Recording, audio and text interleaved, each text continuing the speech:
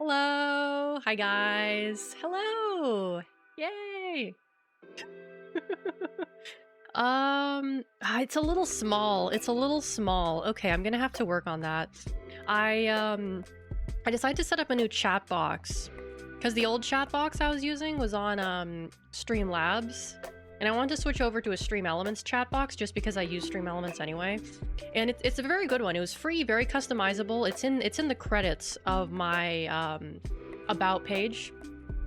But I think I'm gonna have to make the font a little bit bigger because it's really friggin' small. But we'll see, we'll see. I want to test it out anyway. I do have another thing to test out as well. But let's see, who do we have here today? Vogon, welcome in. Sir Lord Bob, welcome in. Lumen, hello. Jack, hello. Eden, hello, welcome in. It's a bit, yeah, it's almost impossible to Moose Knuckle, hello, welcome in. Yeah, I'm gonna have to work on that. I think I set the font to like 15 or something. That's clearly not big enough. I'm gonna have to, let me actually check something else over here. Oh, that looks really nice. That looks really nice. I got two new chat boxes actually. The other one, that looks pretty good too. Okay, excellent, excellent. I'm not gonna switch over to that one. There we go. Let's see. I got a lot to talk about today. I know I said I'm going to do a game today, but I want to chat. I want to sit and chat because I've had some stuff going on and I want to talk to you guys about it. It's probably going to be a little bit of a shorter stream today because I do have to feed the dogs and take them out. So I might have to cut the stream short because of that, because that's going to take me like, you know, well, we'll see. I had like a really weird dream the other night where I was in this kind of like British school and it was like everyone was British. And I think the reason why I had this dream is because I had finished watching Three Body Problem on Netflix. I'd finished watching Three Body Problem on Netflix, which everyone in that show is like either British or Chinese. So, I mean, it's a Chinese book, but it takes place in England, I think. So there's a lot of talking like this. Oh, we have to stop them, you know, and like, I mean, I obviously can only do one type of British accent, and there's like various types of British accents, but it was, the dream had nothing to do with the book. It just had to do with being around British people. And I was like the only American there, and it was fine. They were all nice to me or whatever. But there's this one aspect of my dream that actually kind of slaps. So basically I had this, you know, you guys know what a pot pie is, right? Like a pot pie, a chicken pot pie, or like a British pot pie, I suppose. I don't know if a pot pie is British or American. I'm not sure. But I had like a pot pie dumpling. It was like a dumpling, like a big. It was like this big. Like I could hold it in my hands. Like it was that big. Let me move myself up a little bit so you guys can see me. Oh, Jack, thank you so much for becoming a big slappy. Thank you. Where am I? Okay, I'll just move myself up in Vignon. There we go. I'll move myself up here. So it was like a pot pie dumpling about like yay big. Like it was like a single serving pie, but it was a dumpling.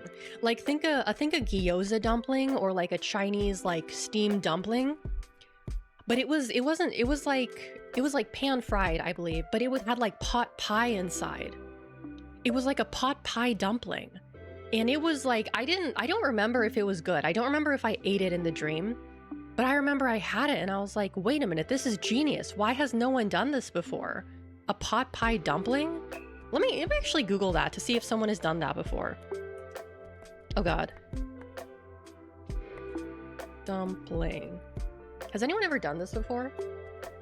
Chicken pot pie, turkey chicken pot pie. No, can you use pie crust to make dumplings? No. Like, I'm not talking about the Western style dumpling, I'm talking about the Eastern. Think like I said, think a gyoza or a Chinese steamed dumpling, but with pot pie inside of it.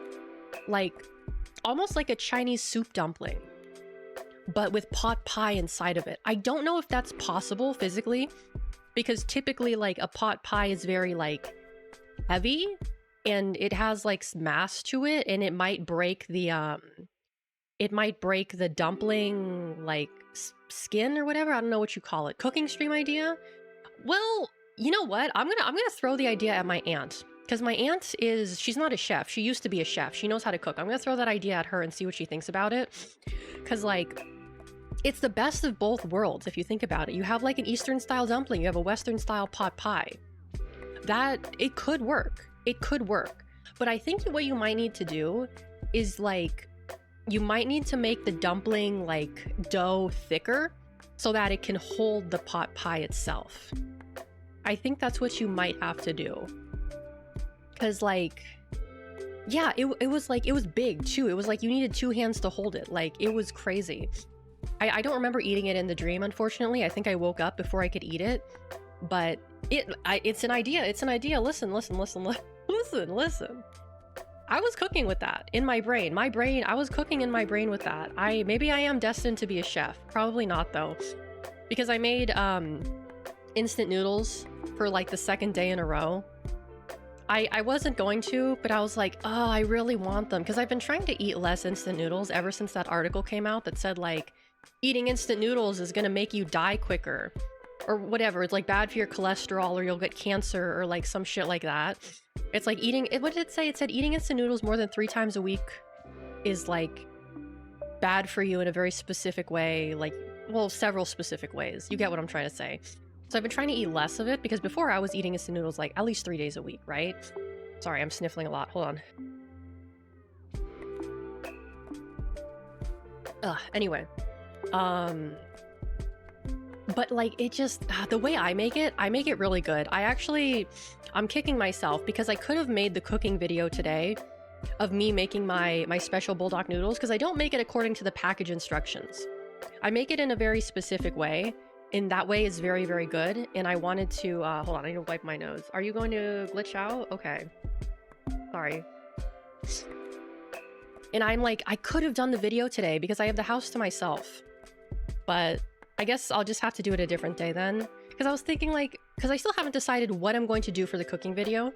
I was also thinking of doing a grilled cheese, but a grilled cheese is so boring. The only thing that makes my grilled cheese different than other people's grilled cheese is the fact that I use Kewpie mayo. And I don't feel like that's really enough to justify having having its own video, right? It's not, like, it's good, but it's not enough.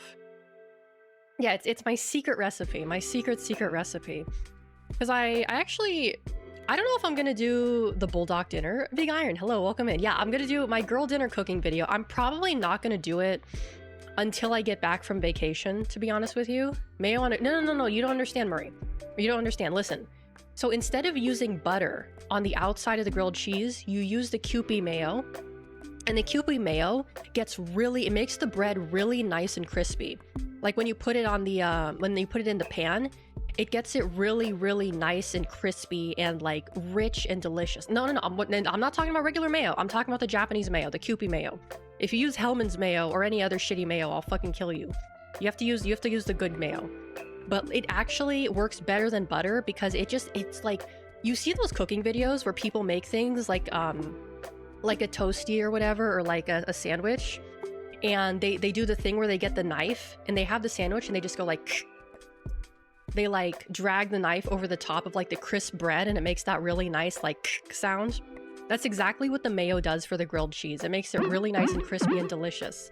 Oh, Hasgamer, hello, thank you for the follow. I'm glad you're enjoying our talk about grilled cheese. Yeah, it works really, really well.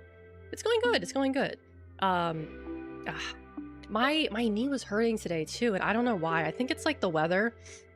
I've heard that, like, if you have a joint issue, like, the weather can make it worse. And I think today is like one of those days where, like, the air, like, what is it called? The air levels or the air pressure, like, air pressure make knees hurt, which makes me sound like an old person.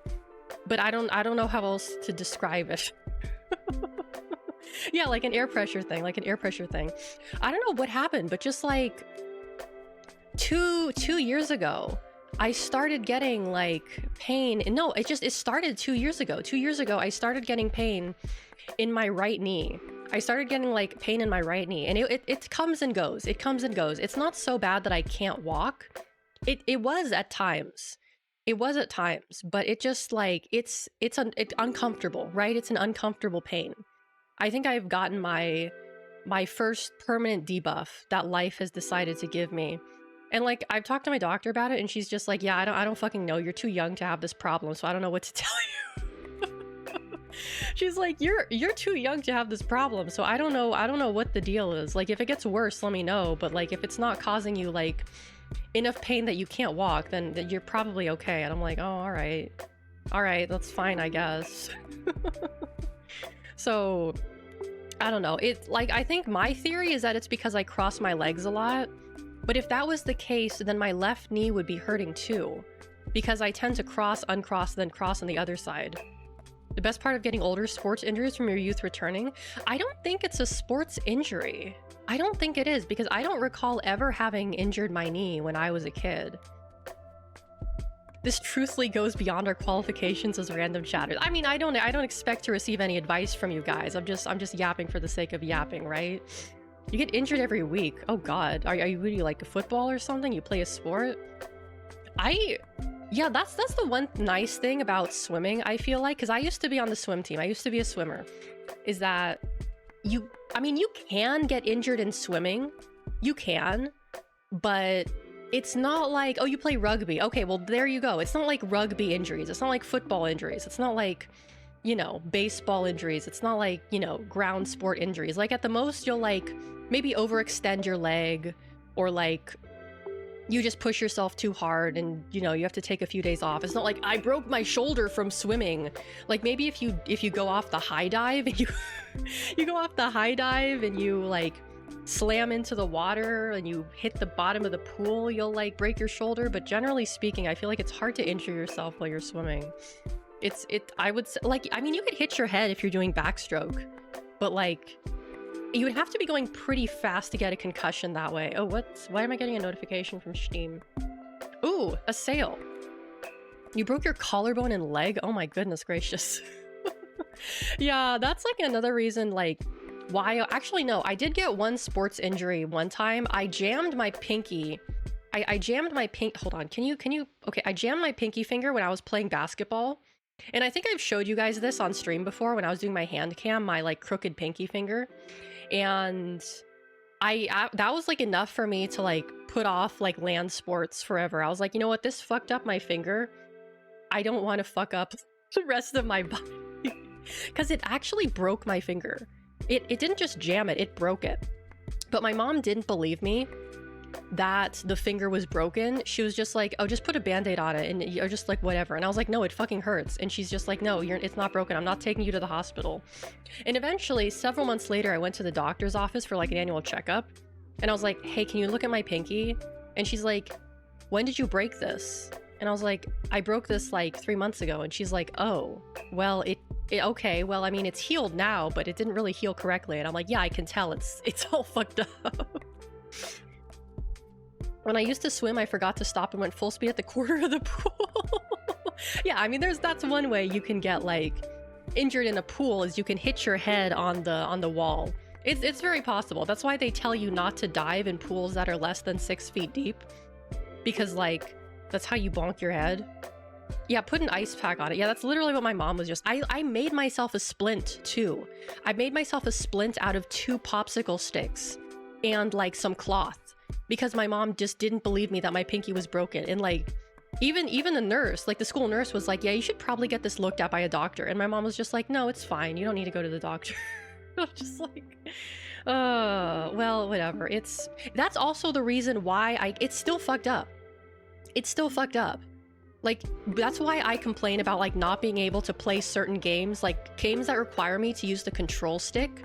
Like, not the control stick, the control key on the keyboard, is because it's very difficult for me to use my pinky to press certain keys. So like when I'm playing Warframe, like people are like, oh, why don't you bullet jump? I'm like, I can't press the control key because it hurts. It hurts and it's very difficult. Bibu, hello, welcome in.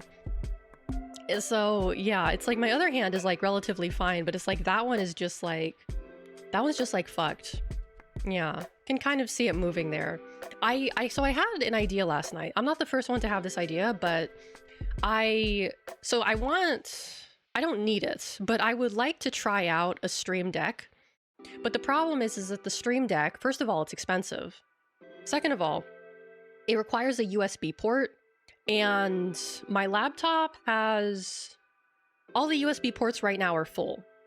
And I have an extender, right? I have like a port extender. But what happens sometimes I've noticed is if I have too many, like my laptop can only handle so many USB like ports. No, not the Steam Deck, a Stream Deck. Not the Steam Deck, the Stream Deck. There's two different things. The Stream Deck is for streaming. The Steam Deck is for playing the videos games. But the problem is that, oh God, hello, welcome in. Is that like if I have too many USB ports plugged in, sometimes one of them just stops working. Like when I try to do my game capture from my PS5 and I have my capture card plugged into my computer, and I also have my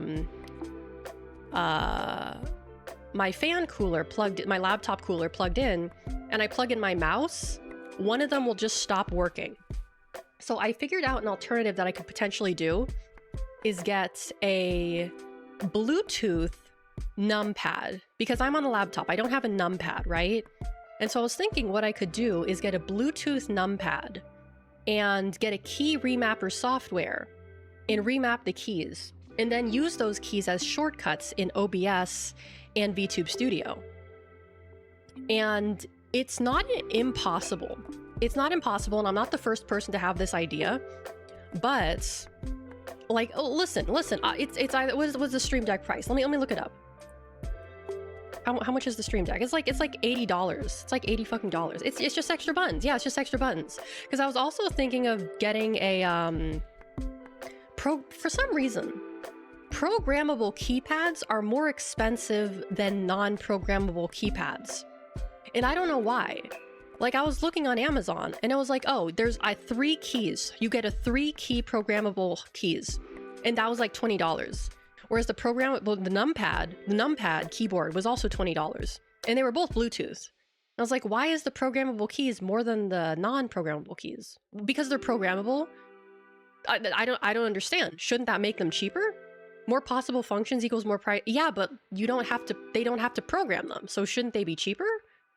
I don't understand. I don't understand. Okay, so that's the Stream Deck Mark II is $150.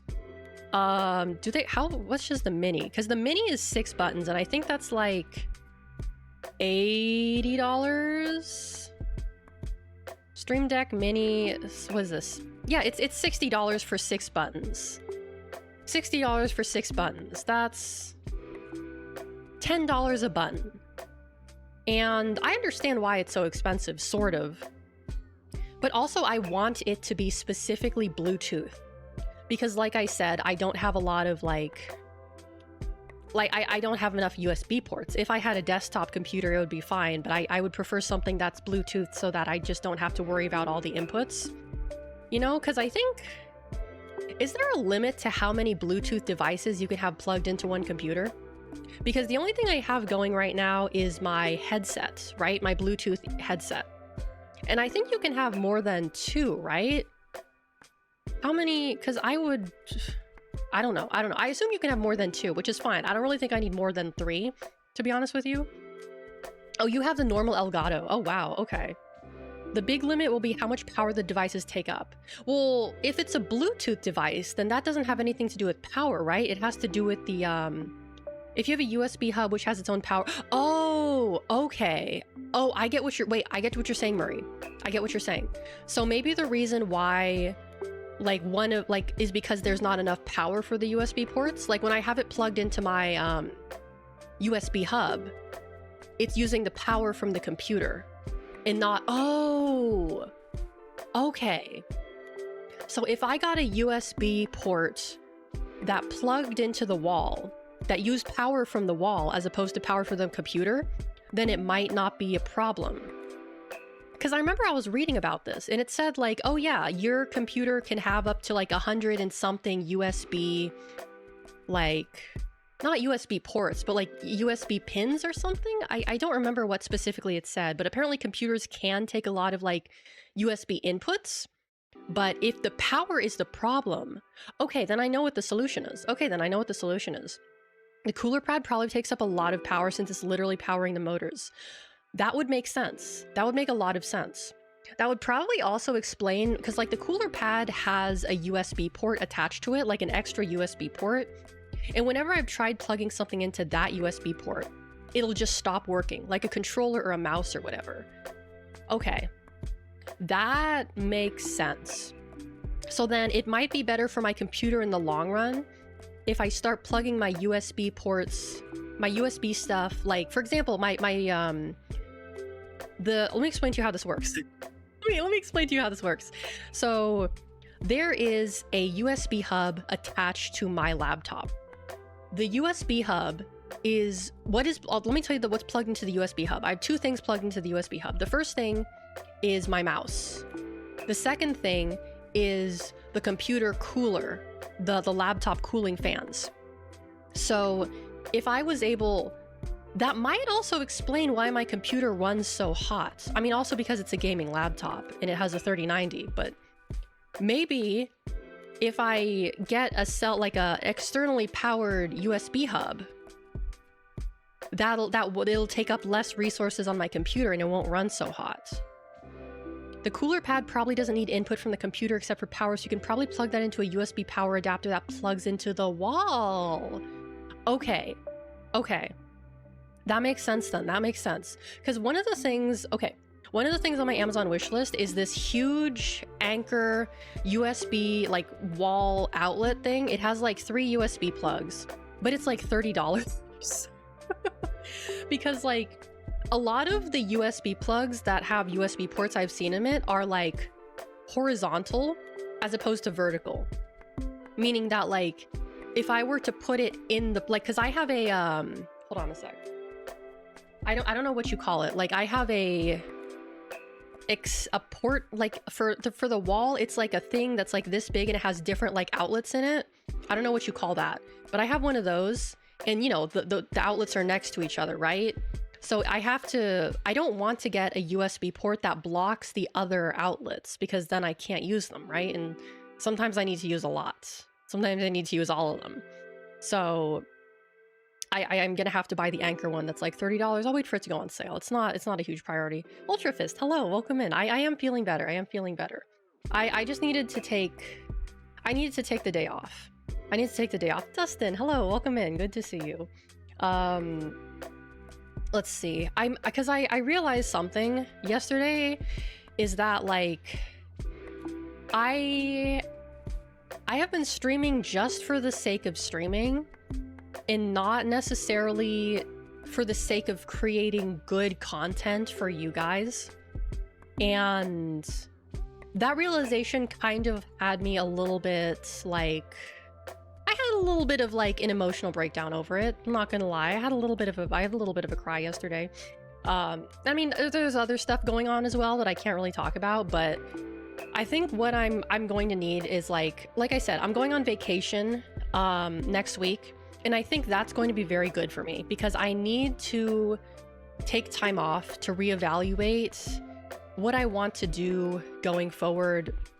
Feeling pressure to keep up the grind. It's not that, it's just that like I've been very unsatisfied with my content recently, and I came to the realization that I am not putting in as much effort as I should be.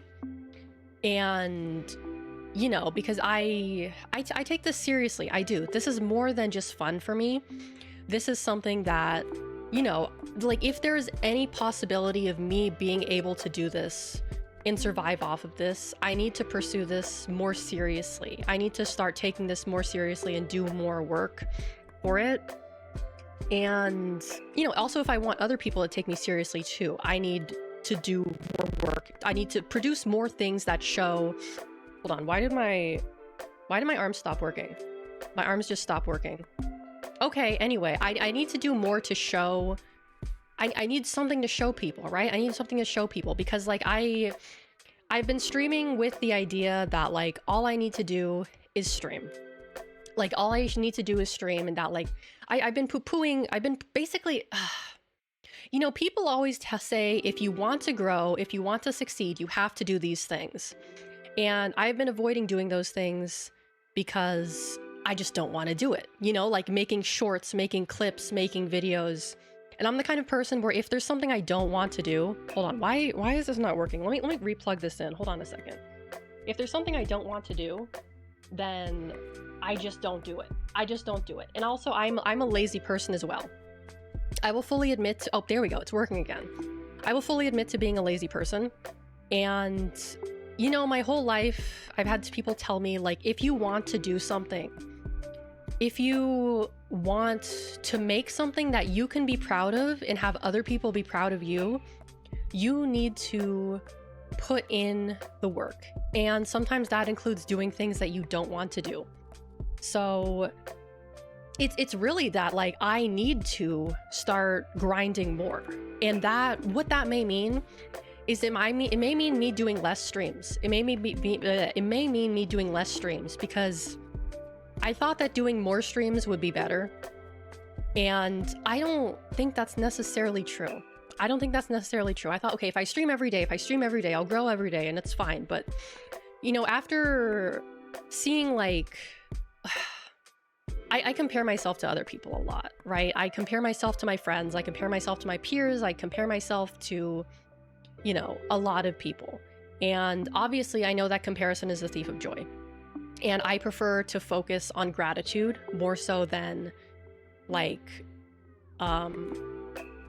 you know, like just being unsatisfied, because that is like, if you're constantly unsatisfied, if you're constantly like unhappy with the way things are, like you either change it or you have to like do something else, right? And lately, hold on, I wrote stuff down so I can stay focused because I'm getting like distracted here. I feel like I have been in a little bit of a rut. And oh, Scottaboosh, hello, welcome in. Yeah, less is more, less is more. Like, I've always looked at people who stream less as kind of like, what are you doing? Like, you're not gonna get anywhere if you don't like do more. But now I'm kind of seeing like, okay, maybe more isn't necessarily the way I need to go. Like, I see people who do specific things and I'm like, oh, well, if it worked for them, then maybe it'll work for me. And I think that I've come to the realization is that doing specific things that work for other people aren't gonna work for me. They're not gonna work for me. And like I said, I'm gonna need to take time to reevaluate what I'm doing. It's not necessarily that I'm burnt out, it's that I'm doing more. Like, I booked myself solid for the week except for tomorrow. And yeah, I know I need to think less, and I know I need to stop comparing myself with people. Like I said, this will pass. This is not something that's going to last for a very long time for me. This is just, I'm just in a little bit of a rut right now. And I know that it'll pass, and I know I'm going to feel better. And I know that I am overthinking this, and I am, you know, I'm having a little episode, right? I'm having a little Menhera moment, and that's what happened yesterday. I don't actually like, for what it's worth, I know I like rage quit on Monday, or was it Tuesday? No, it was Monday. But I actually had a lot of fun playing on Monday. I had a lot of fun playing Mario on Monday. And like, part of the reason I got so frustrated is because like, I just felt like I wasn't doing enough for you guys. Like, I was like, this isn't interesting enough. It's not good enough. It's not like, I was really feeling like what I was doing wasn't enough. And it's like, I do more, and I think that doing more is like the right thing to do, when in fact, I think the better thing to do is do less, but put more care into the things that you do. Also, Dharma, hello, welcome in for the follow. Welcome, thank you. And I think that's what I need to start doing, is doing less, but doing less with more thought and effort put into it. As opposed to just like turning on stream and being like, okay, hey guys, today I'm gonna play this game. Yeah, quality over quantity, quality over quantity. And I think what that means for me is doing more off-stream work. Like today, I was supposed to work on my presentation for school. I was supposed to do that. But you know what I did instead? I was like, What if I made a YouTube short right now? What if I made a YouTube short right now instead of doing my fucking presentation for school? So that's what I did. I made contents. I mean, I have the rest of the week to complete my presentation, and I'm probably gonna have to cram a little bit over the weekend, but it's like my two things that I like the least. I hate video editing and I hate making presentations. And at that time I was just kind of like, well, I hate both of these things, but which do I hate less? Which do I want to do less? And I was kind of like, well, I really don't want to do my presentation, so I'm gonna make a YouTube short. And you know what? I spent probably like an hour and a half on it, and it came out pretty fucking good. If I do say so myself. I think it came out pretty good. And you guys are going to see it on the 16th of next month, because I have things scheduled on my YouTube. By the way, I have a YouTube channel that I post clips and VODs. And for those of you who are new here, my new followers, I'm going to be going on vacation next month for about like 2.5 weeks.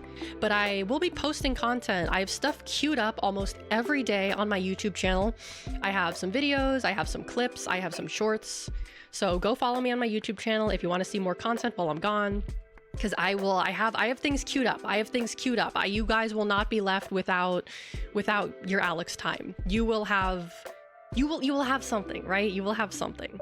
And because it's like, I actually had kind of a bit of fun making the short, because I was like, I had an idea and I wrote it's like 20 seconds long, but it took me like an hour and a half. And I put in pictures, I found pictures, I had like a little script, and I put in like sound effects.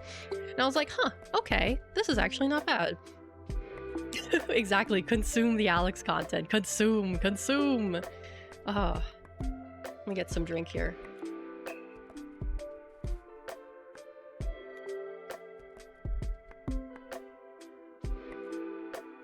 But, let's see, what else? I think, like, people, like, okay, I play into this a lot, too. But, like, I think people have, like, a misconception that I'm, like, I have anger issues, or that I'm really, like, I understand that to a lot of people I come off as abrasive and, like... like abrasive, I guess, is the best way to put it. But like, to me, it's not really, I don't really consider it like I don't really consider it to be like mean or abrasive, because that's just kind of like how I was raised. And like, I grew up around a lot of people who are kind of like, I guess this similar to how I am. Like when I call people out in chat, when I say like, hey, like, stop that, don't fucking do that, like, what the fuck is wrong with you? Like, I'm not necessarily angry at the person, right? I'm not like, I hate you, fuck you, get out of here. Like, unless like I specifically say that. But like, generally speaking, like, if I call someone out in chat, it's not because like I hate them and I want them to leave, or like, you know, it's just like, you're being weird and you're misbehaving in my chat, I'm gonna call you out on it, right? And like, I get that like other people are like nicer about it. They're like, oh, hey, you know, please read the rules, please don't do that, please don't do this. Like, they're like, you know, they'll like tell you off with a smile. But for me, like, I mean, I tell you off with a smile too, mostly because my model can't frown. But for me, it's like, I was raised in an environment in which, like, if you did something stupid, people would tell you like, what the fuck are you doing? Like, why are you acting stupid? Why are you acting like a fool? So like, I grew up around people who tell it like it is, right? Like, the people I grew up around, my family, were the people, you know, people where I'm from tell it like it is. And I think a lot of times that's like sort of misconstrued as like being angry or abrasive or aggressive. But for me, it's not that. I'm just like trying to be honest with people. Yeah, straightforward and to the point. I was raised around people who are very straightforward, even if it comes off as very harsh. And like, I appreciate that. For, like, I love it and I hate it. Like, I had a difficult time with it growing up. But after I moved somewhere else where people are not like that, it was kind of like I became the bad guy, sort of, you know? And I feel like sometimes I don't want people to see me as like the bad guy here, because like, That's not what I'm trying to be. It's just kind of like how I am, right? It's how I was raised. It's just how I see things. So like, you know, if I'm just like, you know, if like, cause it's like if I tell someone off for doing something, like for saying something that's like against my rules, like lately I've been noticing people say things that like are very, not necessarily very, but like one of my big rules is don't talk about lewd or sexual or degenerate stuff in my chat. I don't want to hear about, you know, fucking and sucking or dicks and balls or cooch or whatever the fuck in my chat. And I will tell people off who do that. And it's not necessarily because like, you know, like when I tell people off like that, it's not like, hey, I hate you. It's like, dude, like what the fuck are you doing? The rules are right there. Like, hello. like it's not like I hate you personally. It's like, dude, what are you doing? Like, come on. You should know, you read the rules, hopefully. Yeah, I personally appreciate the straightforwardness. It's not common here, and I go insane when people are passive aggressive. Yeah, like I moved to a place when I was younger where people were very passive aggressive. And that was very hard for me to deal with growing up, is because like I would always tell people like no one would tell me when I did something weird or bad or inappropriate, or like if I made people uncomfortable. Because it's like, you know, because I grew up on the East Coast, right? I've lived on the East Coast for a very long time, but I've also lived on the West Coast. And like where I'm from on the East Coast, like if you're acting like a fool, if you're acting weird, if you're making people uncomfortable, people will tell you that. They'll be like, what do you, like, stop that. Don't do that. Like people will straight up tell you, like, but it's not necessarily because they hate you. It's because they don't like to see you. They don't want to see you make a fool of yourself, right? They don't want to see you make a fool of yourself. Whereas like on the West Coast, if you do something that's like weird or bad or like not necessarily socially appropriate, no one will tell you. It's very bizarre. People will just kind of be like, oh, ha ha ha, yeah. Or they'll like even go as far to like agree with you or like encourage you to continue the behavior. And then they'll like talk about it like behind your back. They'll be like, it's weird. I don't understand it at all. And it was so frustrating for me living there because like, you know, if I was doing something, like I expect people to tell me if I'm doing something weird or inappropriate or like bad, right? I expect people to tell me that. And so like, you know, when I was younger and like no one would tell me like, you know, like you can't do this, or like this is like not okay. Like it was then they would just shit talk behind my back. I was like, what? Why didn't you just talk to me? Like if I said something that made my friend feel bad and they would just like shit talk me to like my other friends, I'm just like, well, why didn't you just tell me? Why didn't you just tell me what I said made you feel bad? Like if you had just told me that, if you had said like, hey, like shut the fuck up, I don't like that, I would have been like, oh, okay, I'm sorry. But like, yeah, like stop trying to be passive aggressive. Like here in the South, we hear bless your heart. Yeah, I've never been to the South, but that's what I've heard. But like, yeah, like I would rather have someone just like tell me if I'm acting like a fucking idiot than like someone who's just going to be like, oh yeah, haha, that's so cool, that's so crazy, like yeah, whatever. And then like I find out that they're like, hey, did you hear what Alex said? Did you hear what Alex did? It's like, what? If you didn't like what I said, why didn't you just tell me? Like I'm actually like relatively open to criticism, right? Like I'm not someone who's gonna be like, you know, like fuck you, like you can't tell me what to do. Well, sometimes I am. But it's like, yeah, I don't know. I just grew up in an area where people are very direct and straightforward. And in a lot of other places in the country, not necessarily just on the West Coast, people are very, very passive aggressive. You know, it's like people always say that like, oh, people from like the East Coast, people from New York are really fucking mean. But it's like, we're not mean. We're just like direct. We're just direct. And it's like, no one really understands that, you know? And it's like, I've had to learn how to kind of like suppress myself, because the rest of the world isn't ready for this. The rest of the world is not ready for the real Alex Ozzer. No, I'm just kidding.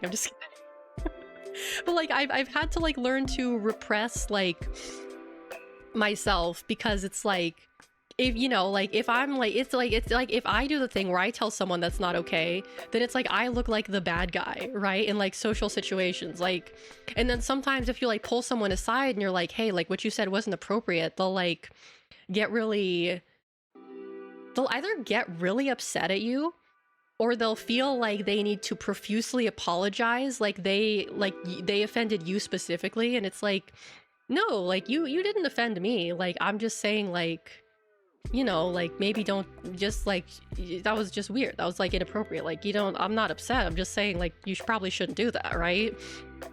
You don't want to see the bad side of Alex Azarashi. Yeah, exactly. We need to bring back rude because passive aggressive and backstabbing is far worse for me. Yeah, exactly. Like sometimes it can be hard to deal with because like sometimes people will say like, hold on, sorry, I just need to wipe my nose real fast. Ugh. Sometimes people will be like sometimes people will be mean to you. Like sometimes people will be mean to you. I will say there are mean people from the East Coast. Like I've met of my fair share of mean people, like who are actually like mean. Like who are actually like mean to you. I've met my fair share of people who are like mean living here, right? It's not like those people don't exist. But I would rather take mean than like passive aggressive mean. Because if like someone's just like being mean to me for the sake of being mean, then I could just be like, man, shut the fuck up. Like you're being a bitch right now. Like you're like, shut the fuck up, dude. Like fuck you.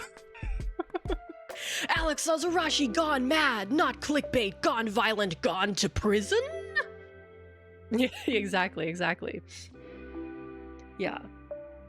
Basically, like how it works is that the US is split into like 4 regions of kindness. Northeast got the rough exterior but kind-hearted. That's pretty accurate.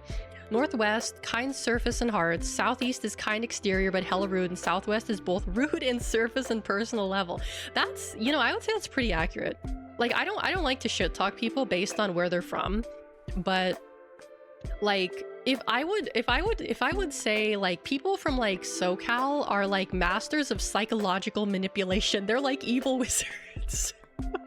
they're like evil wizards, like, but no, I'm like, I have met nice people. Like my best friend is from SoCal. But like some people I've met from there are like evil wizards. Like I don't know how to describe it. It's very strange. it's very strange. Like what caused you to be like this, you know? Because like I remember like the other day, actually it wasn't the other day, it was like last month. I was walking home from work and there's this like old lady, and like I'm walking past this old lady and she just like mumbles under her breath something about like my what did she say? She said like, she called my shoes like stupid ass. She's like stupid ass fucking sneakers or something like that. That's what I heard her say. And I was like tempted to like, you know, just like turn around and start like shit talking to her. But I'm just like, you know what? No, she's probably homeless and I don't want to like get into it. Like it'll make me look bad if I get into an argument with like a homeless person, right? Hey, those shoes are nice shoes. They cost me over $100. Those are some nice ass sneakers. I was like thinking of being like, at least I fucking have shoes, you bitch. No, I'm just kidding. I wouldn't say that. Yeah, like that's my experience. Like if people don't like you, they will let you know. And I appreciate that because that means I don't have to pretend to like this person. Like I've had people when I was a kid be like, man, you're fucking weird as shit. Don't talk to me. And I was just like, okay, all right, fine then. Like I'm cool with that. Like I won't talk to you then. That's fine. You don't like me, I don't like you. We can go our separate ways. At least I got shoes in a house.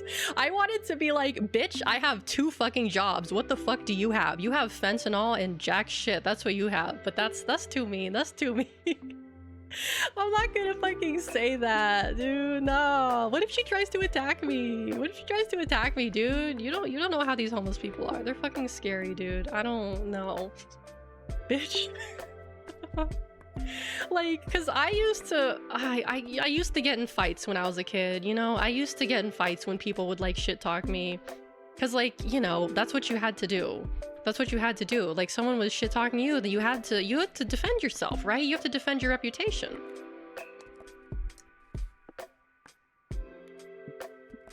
you know? Prison rules. Yeah, you can't just, because if you just like turn around, like, at least at my school where I lived, like, you don't back down from a fight unless you are going to be the one who comes out looking good at the end. Like, unless you are going to come out looking good in the end, you do not get into a fight. Because, like, you know, there's a thing when, like, people, like, if you know the rules, and I knew the rules, I knew never to instigate. I did instigate a few times. But, you know, sometimes you have to do it. But, like, yes, prison rules and, like, middle school rules are kind of the same, I would say. Like, if someone, like, shit talks you or your family or your dog or whatever, you gotta defend yourself. You gotta defend your reputation. Otherwise, people are just gonna walk all over you, right? You know? You gotta, like, you have to do it. And it's like, unless you are, like, actually sure, like, okay, if I do not get involved with this fight, like, am I gonna come out, like, because sometimes, like, getting into fights will cause you more problems. Not because, like the school is mad at you or you get suspended, but because, like, some people will just keep coming back for more. Some people are just like, oh, I'm gonna fight you again. I'm gonna keep fighting you because I want to. And it's like, with people like that, you don't want to, like, get involved with them. Because they'll just fight you just because. Not because they have, like, an actual reason to. And those people you want to stay as far away from as possible. Like, I learned that very, very, very young. Like, no. Like, you, like, even if you're, like, no. You just don't fuck with those people. The one difference is that you try to hit the biggest man in school, you're getting bodied if it is school. Yeah, but I mean, like, also because, like, the way girls fight is, like, different than the way guys fight, you know? Like, I don't know. Is that the mail? No, it's not the mail. Like, I remember I saw this video on Twitter of, like, these two girls in high school and they were fighting. And, like, it was basically, like, these two girls, one girl, like, didn't want to fight. She was just like, no, I'm not fighting you. Like, she's just like, I'm not gonna do it. And the other girl's like, fight me, bitch, fucking fight me. And so then the girl who was instigating, like, ran at the girl who was like, don't fight me. And the girl who's like, don't fight me, she pushed her onto the ground and she's like, bam, bam, bam, bam. She is, like, punching her in the face. And I'm just like, yeah. And the security guard, he's, like, trying to pull them away from each other. And they're just clawing at each other through him. Because, like, I remember I heard, I don't know if this is true. I don't know if this is scientifically true. But I've heard that, like, when boys and girls get into fights, with boys, you break the line of eye contact and they will disengage. But with women, when women fight, you don't get in between them because they will chew you up. They will destroy you on the way to destroy each other. Like, in every fight I've seen with girls, like, the teachers, like, a teacher that gets in between them is going to get, like, their shit kicked in. Like, you have to pull them away from each other and take them away from each other as, like, as quickly as possible. You have to physically, like, remove them from each other. Because it's like, with guys, it's like, you can be like, hey man, just don't do this. You push them away from each other, you break the line of eyesight, and it's like, they kind of just calm down. But with women, it's like, women fight to kill. Women fight to kill. Like, it's scary. Like, I've been in a few girl fights. I've seen girl fights, and you, like, it's like, it's scary, dude. It's fucking scary. Boy fight in school leaves with at least one having less teeth. Girl fight end with either only slaps or the cops need to be called. Yeah, exactly. Why do people want to fight you? Probably because I was, like, weird. Like, because, like, people will, either one of two things would happen. Like, people would tease me. They'll be like, hey, you're fucking weird. Like, what's your problem? Like, why are you so weird? And I'd be like, shut the fuck up, leave me alone. They'd be like, they wouldn't stop. So then I would have to, like, fight them, right? Because it's like, you're just gonna shit talk me to my face? Like, I'm not gonna let you do that. Like, no, you fucking talk shit to me. Like, no, because then other people are gonna see that and they're gonna be like, oh, I can talk shit to baby Alex because she doesn't do anything. Like, that's how it was when I was, like, in school, right? Other times, like, people would instigate it in a sense where they'd, like, take my stuff. Like they'd actually take my stuff and they'd be like, hey, if you want this back, you're gonna have to fight me for it. And I'd be like, okay, like that's okay. If that's how we're gonna operate, then I guess I have no choice. But I stopped getting into fights like when I was like in high school, because around high school was the time I kind of realized like, hey, like you can't do this shit as an adult, right? Like you can't get into fights as an adult. Like get it all out while I'm still like young, because when you, like once you turn 18, like you can't do that shit anymore, right? You can't do that shit. You can't. And so like one of the hardest things I had to learn was to like what do they call it? Turn the other cheek? Is that what it's called? When you like someone's antagonizing you and you like don't engage with them. I had to learn that, and that was like very hard for me to do. That was very, very difficult for me to do, because I had to like, you know, basically learn how to internalize kind of like that.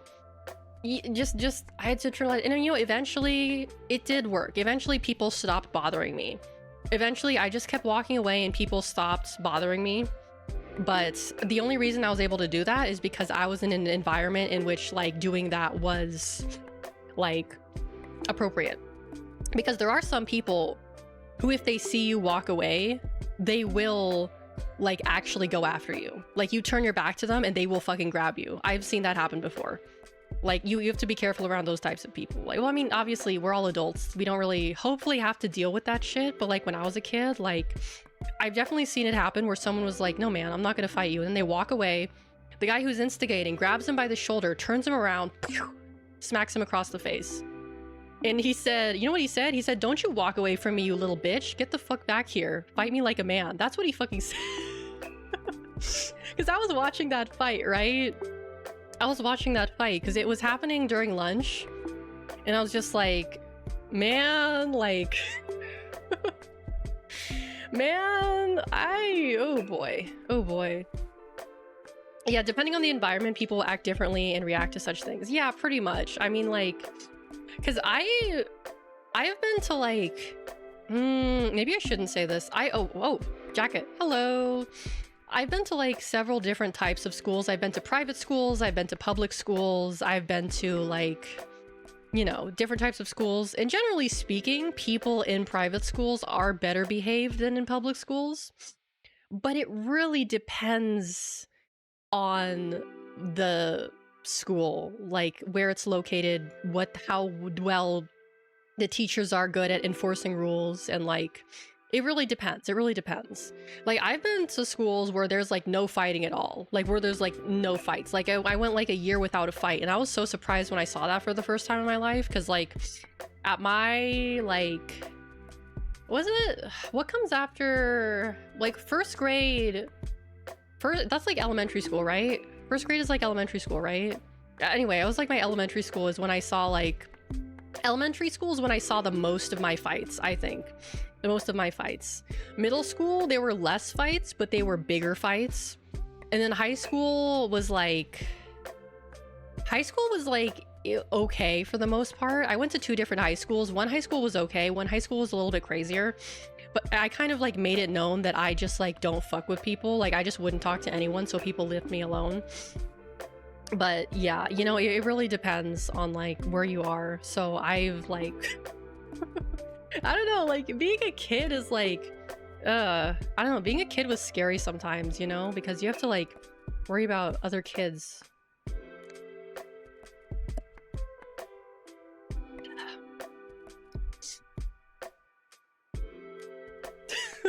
So just glitching out. It's just fucking glitching out. But I remember I was also like... My grandpa was also very much, like... He didn't necessarily encourage me to fight, but he was kind of like... If someone, like, comes at you, if someone's shit-talking you, then you have to fight them. I mean, I guess that's technically encouraging me to fight, like... Like, I remember, like, I got sent home from school one day because I got into a fight with some kid, and my grandpa was like, why did you get sent home from school? And I was like, I got into a fight. And I was like, he was like, why? And I was like, well, this kid called me, like, he called me this, and he said this about me. And he's like, okay, did you bop him across the nose? And I was like, yeah, I did. And he was like, good. Now he's not gonna mess with you again. Like my mom would get so mad at me, and my grandpa was just like, yeah, you did the right thing. You did the right thing. Yeah, my grandpa knew how things worked. My grandpa knew how things worked. He knew. So, you know, it was always very, well, I shouldn't say he was supportive of it, but I was also raised to be very like, I was raised not only to defend myself, but to be very self-assertive and like opinionated, I suppose. Like, I was like, it was kind of different. I don't know, it's weird to explain because it's like, it doesn't really make sense. Because like, on one hand, I grew up in like a stricter environment in which like, you have to dress a certain way, you have to speak a certain way, you have to behave a certain way, but also like, you should be able to defend yourself. You should be able, not just physically, but verbally, emotionally, mentally. You should be able to do that. You should like you should be able to express yourself and not necessarily like don't be passive aggressive. You need to like tell people like basically what I was saying before. I never really learned self-defense. I tried to take karate when I was a kid, but my asthma really got in the way, so I had to stop taking it. It would be cool to learn like self-defense or something, but I'm not sure if I'm just physically strong enough for it, to be honest with you. I'm just not sure if I'm like physically strong enough for it, because like I said, I've been experiencing some health stuff recently, and it's made it, I can't even go to the gym anymore. So I don't think like taking a martial arts class would be particularly good for me right now. But I mean, you know, maybe. Because like also like I feel like I'm just straight up too weak to like do anything, right? And I know like certain martial arts, like you don't necessarily need to be strong to do them. You just have to know how to use people's body weights against them. Like what is, like I think judo, is that the one where you can like flip someone over? Like where you see really strong people just like take really big people and throw them on their back? Is that like judo? I was told if someone bullies you, punch him in the nose. Yeah, that was that was what my grandpa said. Judo. Yeah, exactly. You're American. Just see, here's the problem with that, COD, is that I am very well, first of all, I don't even know how to go about doing that. Second of all, I would have to buy one. I would have to get licensed. I would have to go through several like whatever tests or whatever. And on top of that, like I don't even think I would be able to, no, because I don't know what the laws specifically where I am are, but also because I just don't trust myself with one. Like I do not think that I have the, I feel like I would shoot my foot off. I genuinely feel like I would shoot my foot off. And my aim sucks. Like I shot a gun once, my aim was 40% with a 9mm. 40, I don't know if that's normal or if that's just exceptionally bad, but like, you guys have seen how bad my aim in video games is. My aim in real life is not that much better. It's not that much better. It's like probably worse, to be honest with you. I would, because like I just don't trust myself with dangerous objects. I just don't. Get a cannon and create a moat for self-defense. Oh yeah, that's definitely gonna work. Yeah, let me just dig a moat around my fucking house.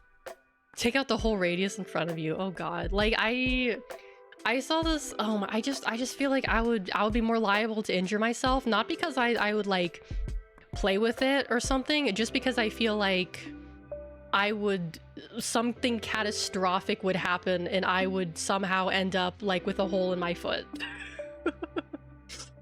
You're more trained to, yeah, exactly. I'm more trained to shoot grenades instead of bullets. I'm a demo seal. How could you forget? How could you guys have forgotten? Guns aren't for me. Explosives are. I'm here for the explosives. I've thought about buying a sword just for the sake of buying a sword, but I was kind of just like, well, if I have a sword, like, what am I gonna do with it? Like, just hang it on my wall? just fucking hang it on my wall and let it collect dust. Like, I feel like that would be a waste of time and money. Actually, I think my grandpa owned a sword. I think my grandpa owned like a samurai sword, but I think when he died, we got rid of it, or he sold it before he died. I don't remember. But yeah, I'm pretty sure he owned a sword. When I was a kid, he told me he owned a sword, and I was like, where's the sword? And he's like, I'm not gonna tell you where the sword is. And I was like, okay. You could wear a TNT vest. Oh my goodness. Oh yeah, that's right. So I vaguely talked about this in the beginning of stream, but I finished watching the 3 Body Problem on Netflix. It's quite good. I would recommend it. I never read the book, but it ended in a very interesting note, and I'm not sure if that's because like it's the end of the book, or if because like, is it one book or is it like a series? Is it one book or is it a series? TV series.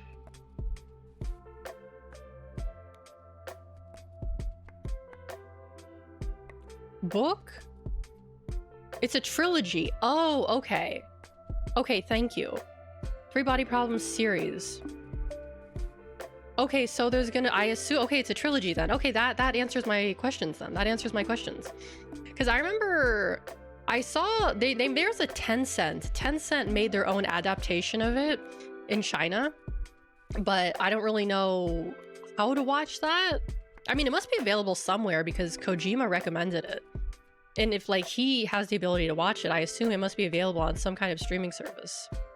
But it was good. I liked it. It was very like, you know, it was very great. It was, you know, it was big. It was boom, explosions and shit. Very, very Netflix, right? But I enjoyed it. I would recommend it. Yeah, I'm not going to spoil anything about it because I think you guys should watch it. But it was interesting. It was interesting. I trust you enough to tell you about the sword, but won't tell you where it is. I think it was because he didn't know where the sword was himself. I think it's because he himself didn't know where the sword was, and he was too embarrassed to admit to me that he didn't know where it was. Like, more than likely, it was in storage somewhere, but he just, like, was too embarrassed to, like, tell me, like, oh, yeah, I don't know where the sword is. A wakizashi.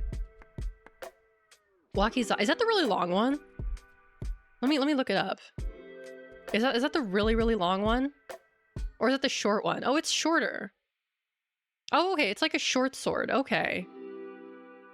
Oh, okay. I know what this is. All right. You know what's actually my grandpa... So did I think I told you guys about the rat piss story that my grandpa told me, right? The rat piss story? So... Oh, here we go. Some people have not heard the rat piss story. So when I was a kid, my grandpa I would drink soda directly out of the can. I used to drink soda directly out of the can, right? And my grandpa didn't like when I did that. He would get quite upset at me when I did that. And so to get me to stop doing that, he told me this story. He told me that once upon a time, there was a lady who went... She had a boat. She owned herself a nice little cruiser, right? A nice little boat. And she went out to the sea to take a little, you know, a little nice afternoon ride on her boat. Just to go out into the ocean and relax.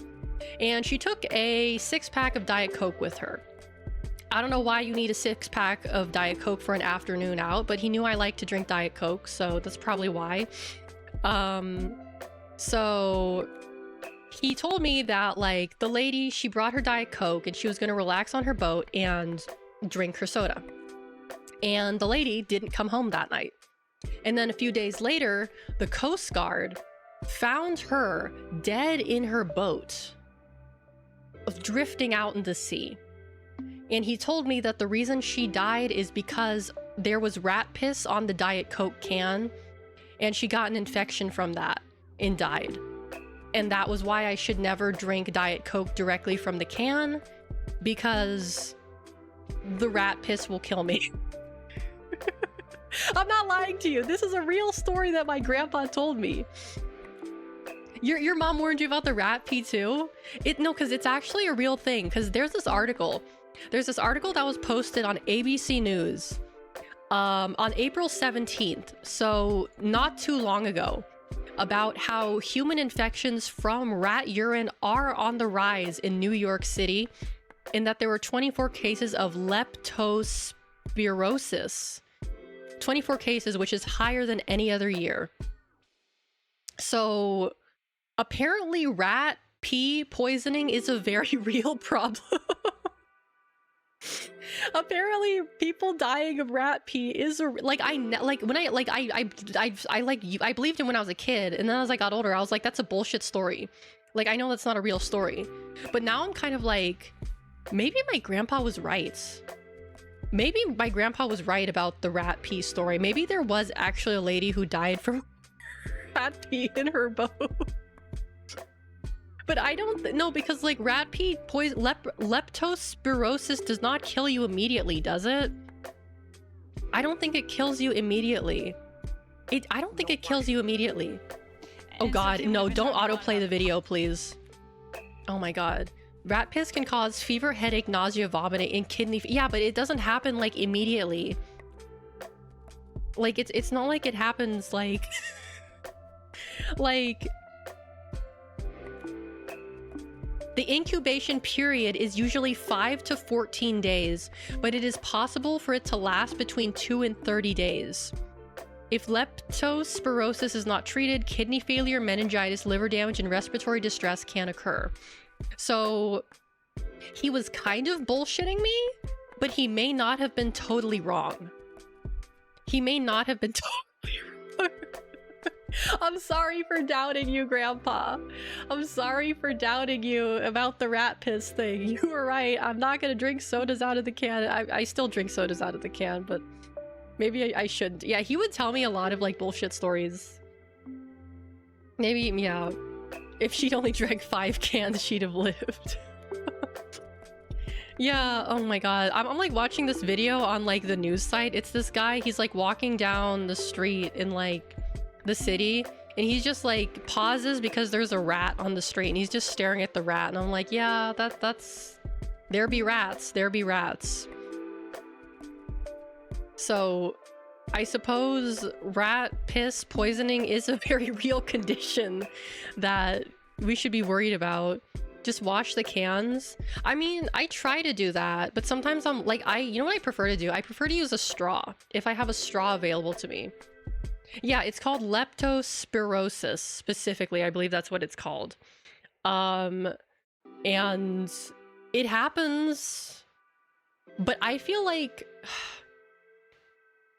okay, if like I can understand getting it like on the subway, because it's like, oh, like maybe you're like in the subway, right, in New York City, and you're walking down the railing, and there's a rat that crawled on the railing, and the rat peed on the railing, and then you touch the railing, and then you have it on your hands, and then you like wipe your face or something, and maybe that's how it happens.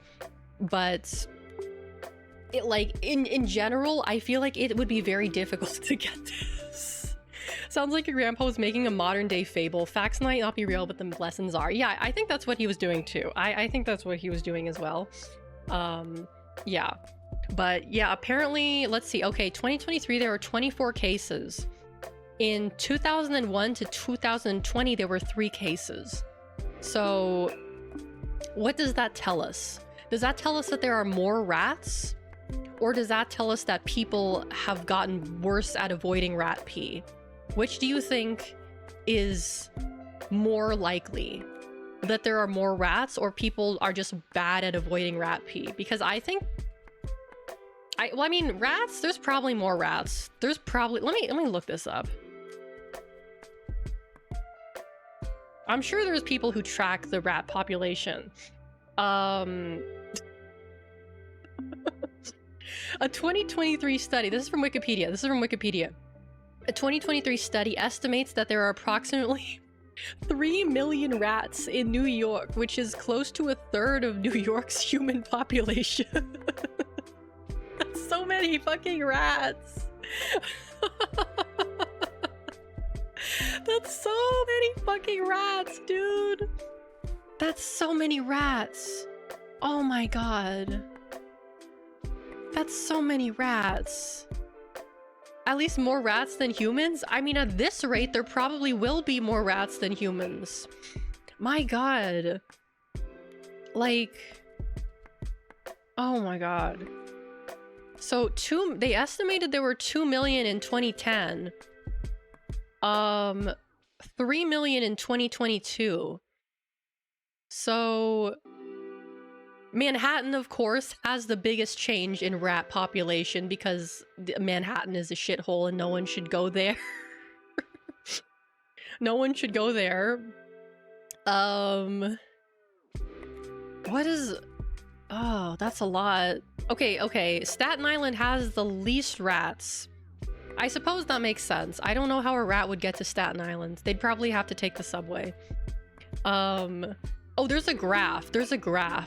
So 2021 to 2022 is a huge... Rats can swim. Wait, can rats really swim? Wait, how long can rats... Wait, how far can rats... I'm just picturing like a whole like cabal of rats swimming across the bay to get to Staten Island. They can also swim as far as half a mile or 0.8 kilometers. Okay, so they probably would be able... Well, would they? Depending on where they swim for. No. Wait, it says they can swim underwater for up to 30 seconds. I don't think they can hold their breath for 8 hours. I highly doubt that because they would be aquatic creatures then. I don't... At 50 meters, all rodents can easily swim to an island and will do so frequently. They probably just go across the bridges. Yeah, that's true. They probably do that. That's a lot of rats. You know what? Maybe they should... Actually, no, they shouldn't do this because this is like an ethical issue. I was like, what if they just release a bunch of stray cats like they do in Italy? But then the stray cats are gonna get diseases, and then you're gonna get diseases from the stray cats. So, you know, either way, you're gonna get diseases. Why are you imagining an army of rats swimming as a hypothetical? I don't know. Because, like, in Rome, there's a lot of stray cats that are there specifically because Rome also has a lot of rats. Like, Rome... Let me see if Rome has less rats. Oh, it says, okay, according to Quora, which I don't think is a reputable source, there are 7 million, citation needed. Let's see. City says, okay, Rome is home to 7 million rats. Officials currently estimate Rome's rat population to be 7 million. Okay, everyone is saying 7 million. So that's like actually a lot more than New York. Because wait, is Rome bigger? No, it's definitely... Wait. Are we talking about... Well, hold on. Are they counting... They're not counting just... Okay, they're counting the city as a whole. Is New York City bigger than Rome? Let me see. 302.6 miles squared. Miles squared. Okay, sorry. Whereas Rome is 496 miles squared. So New York is... Wait, hold on. Wait, no, but wait, hold on. Are they counting... What are they counting? Are they counting Yonkers? No way, they wouldn't count... Okay, here we go. Wikipedia. 300.46 square miles. Rome is 496.1 square miles. I don't... No, New York is bigger. Because different people, well, I mean, obviously there's like an objectively true answer to this. There's an objectively true answer, but different people Different people consider different parts of New York to be part of the city. Even though there's like an objectively true answer to this, like, it depends on who you ask, to be honest with you. Like, okay, does this, wait, when they're counting Rome, are they including the Vatican?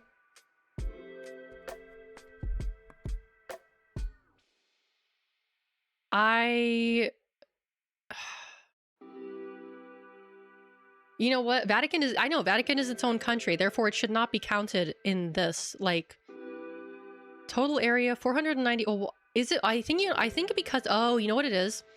I think because they're not counting the city of Rome, they're counting Rome as an area proper. I believe that's what they're doing. Rome city size. Because on this map that I'm looking at right here, it shows that Rome is correctly smaller than New York. But on numbers wise, it looks like it's bigger. So I don't know how they're counting this. I don't know how they're counting this. I don't know. These numbers are making my head hurt. These numbers are making my head hurt. Thankfully, I'm not going to Rome, so I will not have to deal with the 7 million rats. But yeah. Let's see. What is this? Murray, did you just make that image right now? That's a horrifying image. I'm just picturing this like giant withering black mass just crawling across the bay of just like millions of rats just swimming out to like the island. Oh, it's Bing's AI? That actually doesn't look half bad. Okay, the background is a little bit weird, but like, that's actually, okay, it's pretty good. It is kind of cute. It is kind of cute. I am like, I don't hate rats, to be honest with you. I don't hate rats, but I don't particularly like them either. Like, I had a friend who was really into rats, who had like a lot of pet rats, and I just like, I didn't get it. Like, because it's like with rats, they only live for like 2 years and then they die, so they're not very good pets, right? Like it's like, oh, it's so cute, and then 2 years later it's like lying dead on its side, and it's like, oh, I guess I have to get a new one. It's like, oh, okay.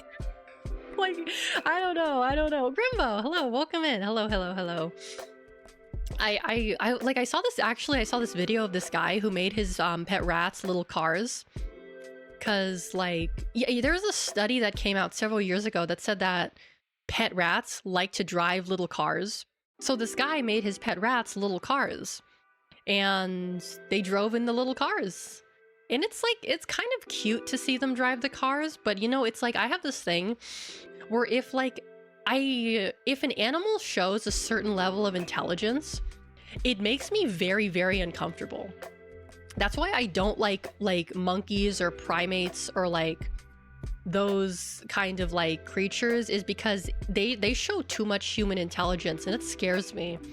Like, oh, you can press buttons, you know what the difference is between a square and a circle. That's kind of scary. I don't like that. That's like some Planet of the Apes type shit. I saw that movie when I was a little kid and it scared the shit out of me. Scared me so bad. How about machines using that intelligence? I mean, with the machine, it doesn't really bother me that much, but it's like yeah, because it's like a monkey can rip you apart. A machine cannot yet rip me apart, right? I mean, maybe the Boston Dynamics robot can probably tear my head off of my shoulders, but we're not there yet, hopefully. And hopefully we won't be there for a while. But watching an orangutan driving a go-kart is so fun. I don't know. Like, when I was watching there was a scene in the Three Body Problem where there was this like monkey, and it was like a CGI monkey. It was a really fucking weird looking CGI monkey. Like, it was hyper realistic, but like it was too realistic. It really stood out. It wasn't bad, but it wasn't really, it was too good. And it just like freaked me out. I don't know. I don't like them. They scare the shit out of me. They're weird creatures. I don't like that. Isn't there a new Planet of the Apes movie coming out? Like, is it a new one or is it like a remake? Because I'm not gonna see it because I'm scared of the monkeys. Why is Google in light mode? Please don't do that. Oh, Kingdom of the Planet of the Apes. Kingdom of the Planet of the Apes. Yeah, we need a Planet of the Rats movie. Can we get that? No, that's just rat movie. That's just Germa's rat movie. Let's see. Remake, reboot film series. So there was Rise of the Planet of the Apes, Dawn of the Planet of the Apes, War for the Planet of the Apes, and now Kingdom of the Planet of the Apes.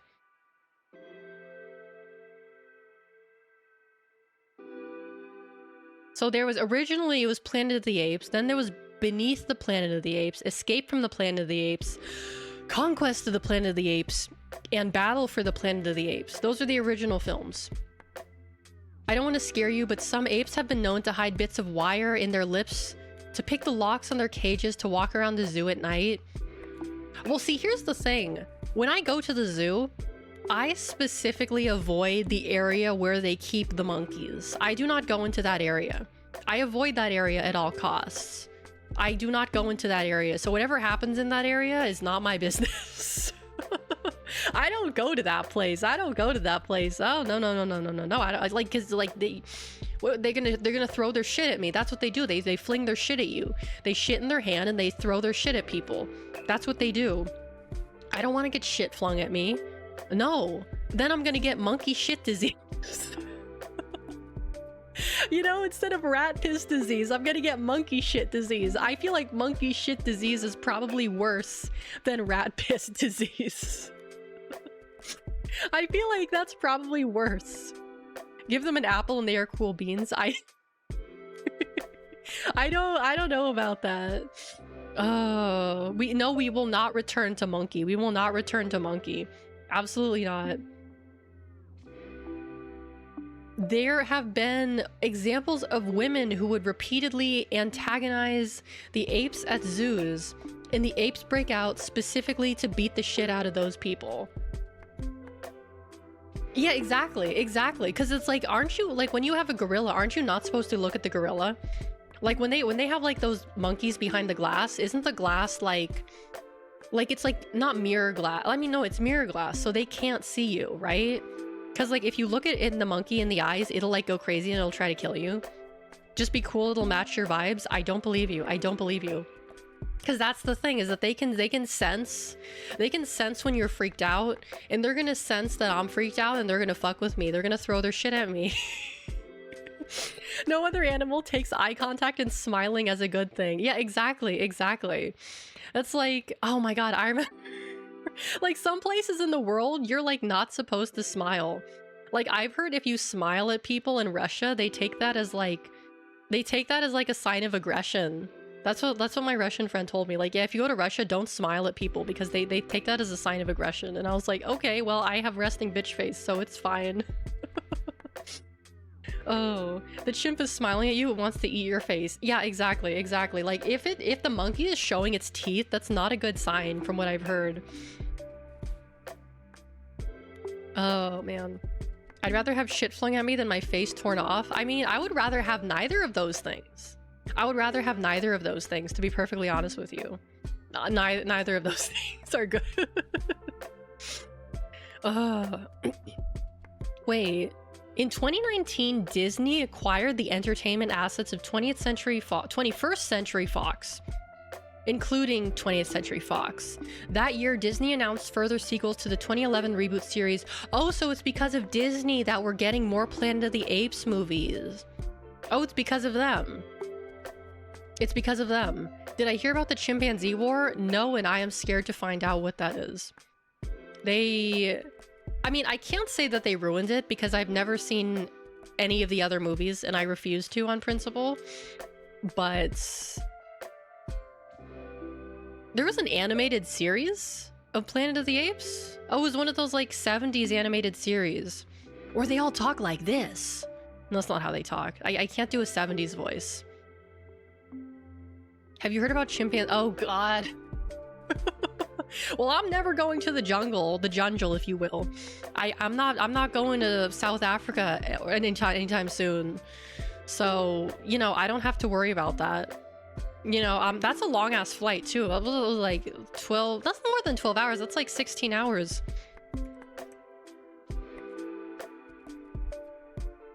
Let me find out how long of a flight that is. 15 hours. Oh, that's like 14, 15 hours. Oh my God. That's non-stop. Jesus Christ. Oh my God. That's a non-stop, baby. God damn. They've been found taking a stick, chewing one end to make a pointy bit, and jamming it into the rotten logs in places their prey tend to... Yeah, see, exactly. That's what's so scary, is that they're too much like us. They're too much like us. They're getting smarter. Like, someone's gonna actually do some, like, Planet of the Apes shit, and there's gonna be like, oh, what if we gave a monkey a robot brain? And the monkey is going to be like, hello, I am Monkey. I'm going to destroy all of humanity. It's gonna be some Planet of the Apes type shit, dude. I'm telling you. I'm telling you. You typing looks like a Lego character in those Lego games. What do you mean? Like that or whatever? Oh God. The Gombe Chimpanzee War started and ended 1974 to 1978. It lasted multiple years. Oh, and of course the first result from a flight to South Africa is... Oh, posture check, thank you. Is from United. I would not take United for a flight that's more than 6 hours. I wouldn't. I mean, I prefer not to take United, but sometimes the cookie just crumbles that way. I would not take American Airlines for a flight that long either. Oh my God.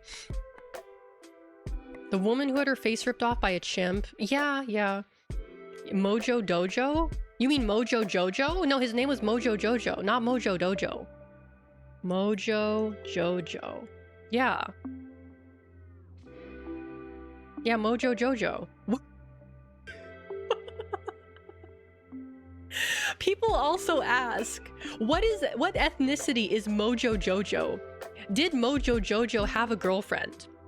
What is the famous line of Mojo Jojo? Okay, what ethnicity is Mojo Jojo? You guys want to take a guess?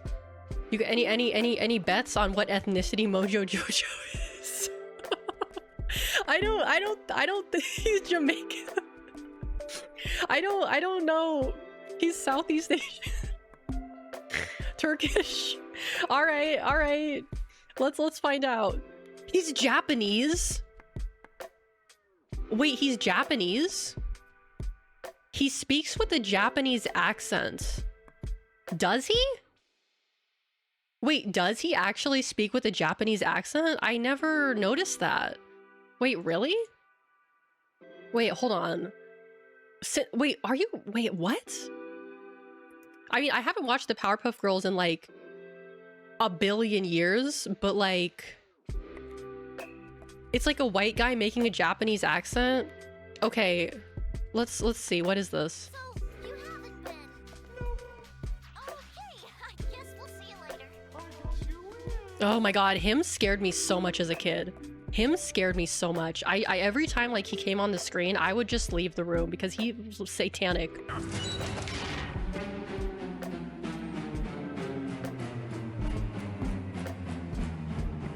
Come on, speak. I have forgotten my wallet. Curses. Oh, it is. It really is like a racist Japanese accent. It really is like a vaguely offensive Japanese accent. Oh my God, how did I never notice this?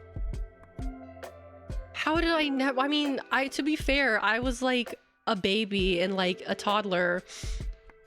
But like, wait, does he still have that accent in like the new episodes, or did they give him like a different accent? Hold on. This is from like the new episodes of the Powerpuff Girls. Cast out by society, shunned, rejected. There's only one place I can go now. Well, this is awkward. Mojo is positively, genuinely, unequivocally great. Mojo No, has melted all of the gold into a weapon of ultimate doom. So it's not as bad. It's slightly less offensive. I feel like it's slightly less offensive, but like it's. Oh, here's the problem. The cable is just twisted. Like he doesn't do the R thing. He's not doing the R thing. Mojo is twisted up. Error corrected. Commencing destruction. Okay. Okay. Well now, okay. It says he speaks with the Japanese accent in an overly exaggerated and repetitive manner. Yeah, that's pretty accurate, I would say. Okay, what is the next question? Did Mojo Jojo have a girlfriend? Monko Jono, real name Michelle, is a female monkey from the zoo.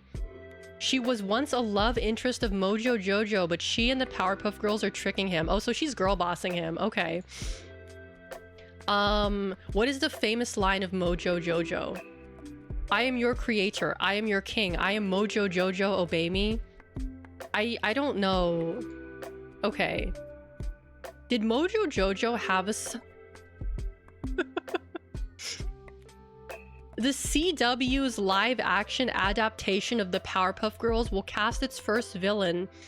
Nicholas Podany will play Joseph Jojo Mondell Jr., presumably the son of the animated series' iconic baddie Mojo Jojo. Oh, I forgot they were going to do that. There was going to be like a CW live-action Powerpuff Girls, but I think it got canceled, thank Christ. Because the CW likes to make people angry for no reason. Because when was this published? Okay, this was 2021. I don't think they're still doing that. I don't think they're still doing that.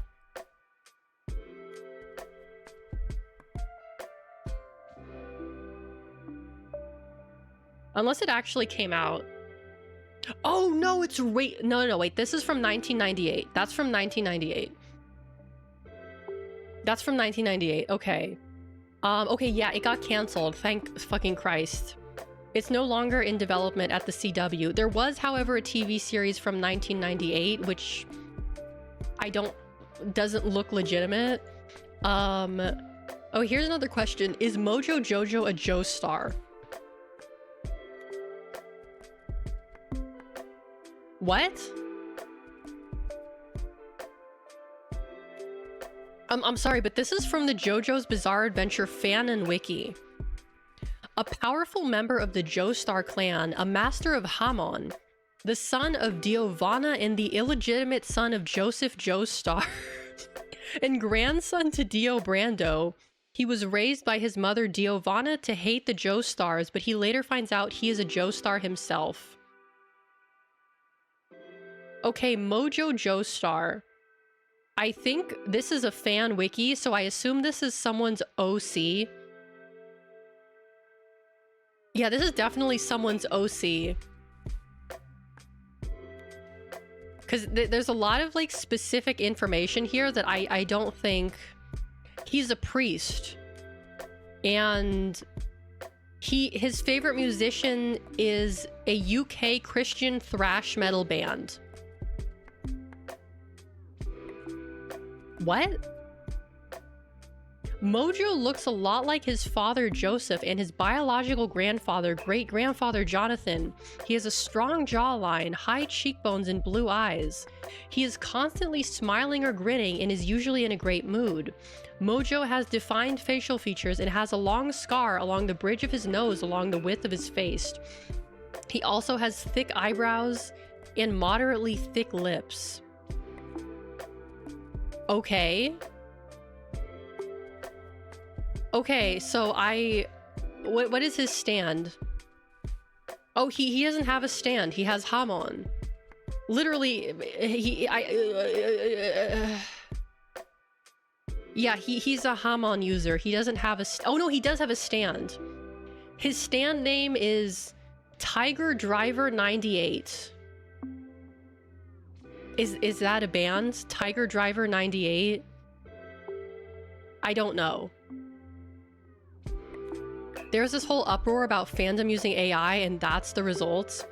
This feels like... Oh, he's a known vegetarian. He's also a proud Canadian. Okay. Good for whoever wrote this. Is there a author information on here? No? Okay. That's fine. That's fine. Okay.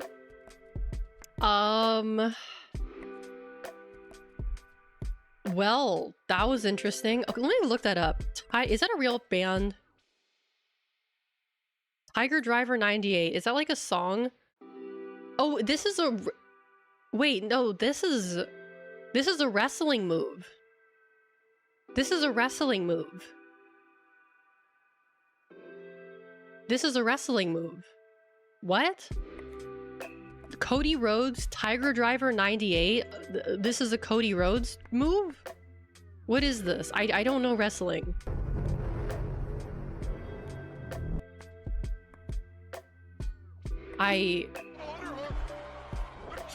Oh, that doesn't look safe.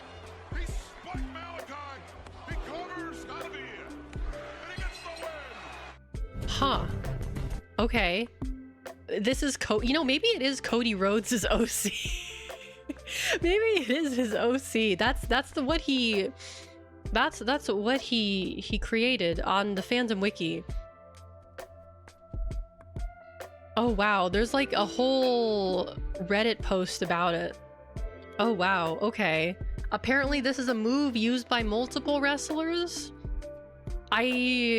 Wrestling is a world that I do not understand. I have never been interested in wrestling. Like, I just don't really get it. It's just people like beating each other up, but like, not that there's anything wrong with that. It just doesn't interest me, I guess. Like, oh, they're fighting, but like, they're not really fighting. They're like play fighting. It's like all a show. I guess people like I've heard that people like wrestling for like the story and stuff. And like, I don't really like... my cousins were into wrestling. Soap operas for meatheads. That's a really good way of describing it. I think my cousin was into wrestling.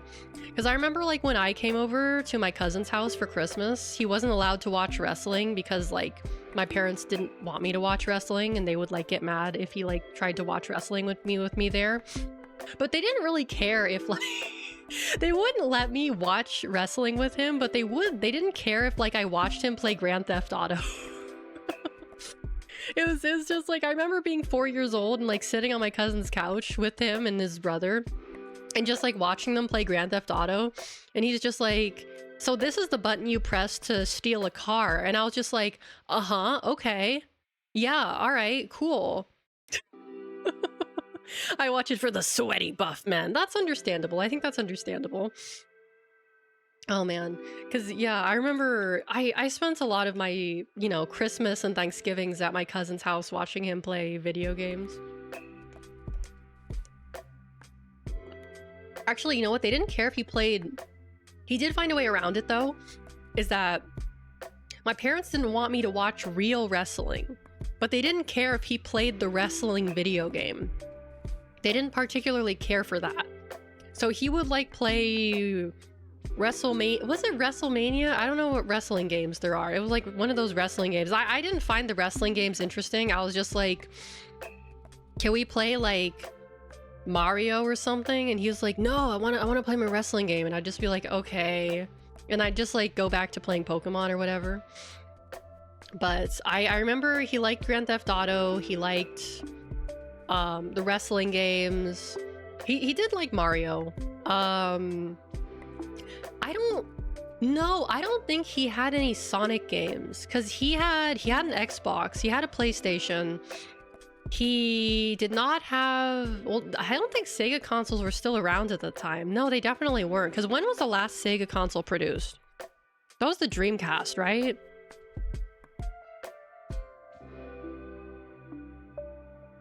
That was the Dreamcast, I think. That's what killed it, right? Rest in peace.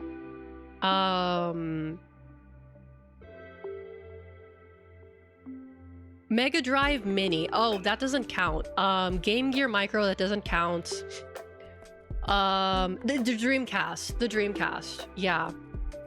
No, he definitely... I don't think he had a Dreamcast. But if he did, he never used it, from what I can recall. But I do remember, because I remember I got his, he gave me his PlayStation 2, which I still have to this day, when he got a PlayStation 3.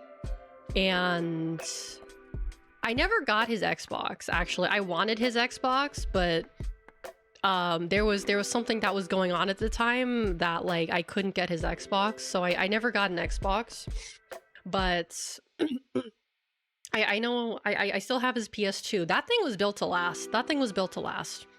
That thing, like I said, that thing has been around since I was a child and it still works. So either we both taken really good care of it, or they just made the PS2 to last. Because how...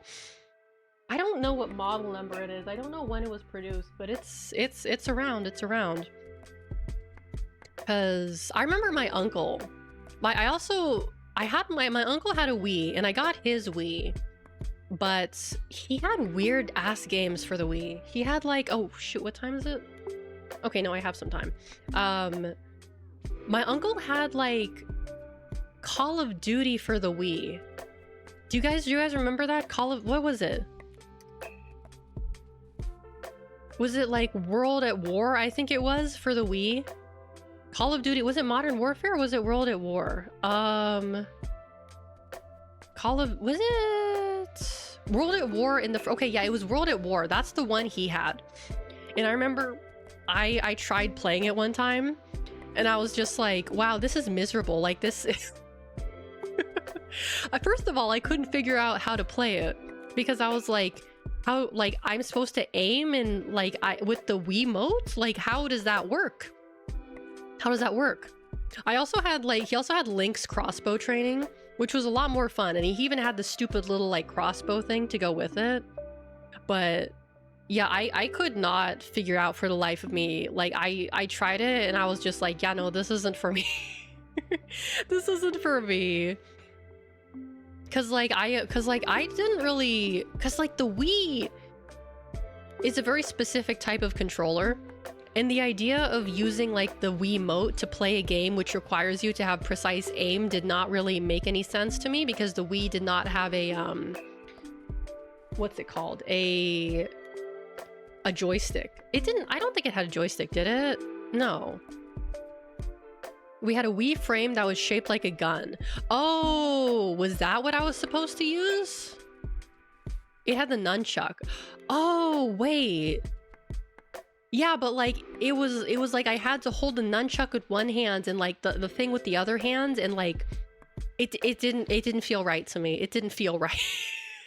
I didn't like it at all. I did not like it. That was like not a fun experience for me.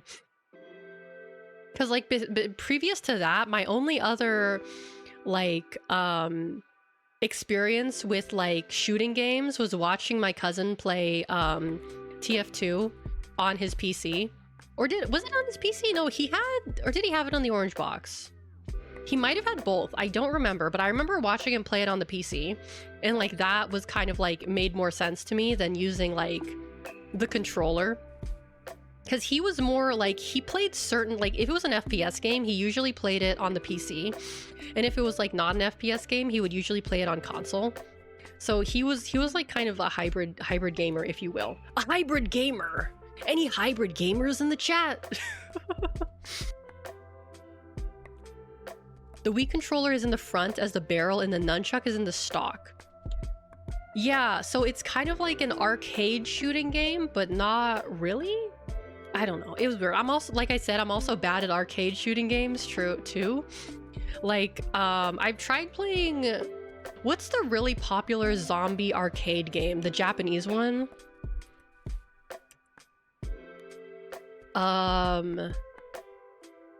House of the Dead. I've tried playing House of the Dead. I'm terrible at it. I am not good at House of the Dead. Yeah, I'm really bad at House of the Dead. Like, whenever I try to play House of the Dead, like at like Dave and Buster's or whatever, or round one with someone, like they always get mad at me because I end up shooting the hostage.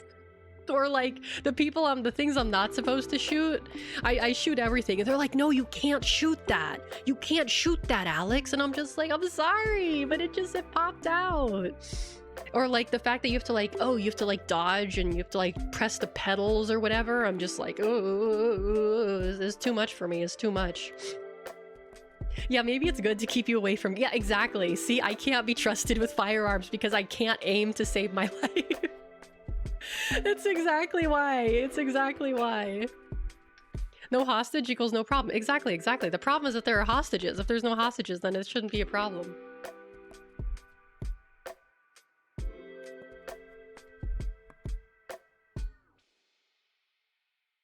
Just finishing my drink here.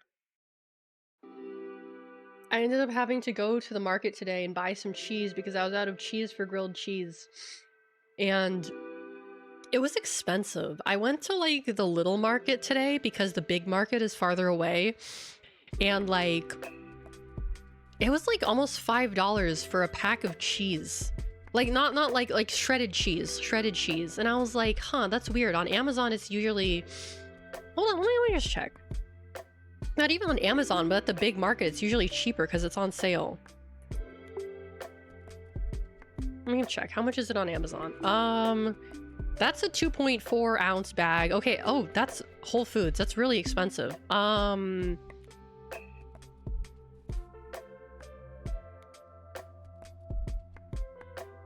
know what I've never had before? I've never had Velveeta before. I've never had Velveeta. And I know that sounds kind of weird to say as an American, but like, I live in a house that uses real cheese. My mom does not allow fake cheese in this household. So I've never had Velveeta before, and I don't particularly want to either. Like that can't, like, what's that, like whipped cream cheese? Not whipped cream cheese, but it's like cheese, but it's whipped and it comes in like a whipped cream can. What is that stuff called? The cheese spray. Cheese spray? Easy cheese. Easy cheese. Cheese Whiz. Cheese Whiz or Easy Cheese. Yeah, this just doesn't look appetizing to me. It just doesn't look appetizing to me. Like, I just prefer like regular cheese.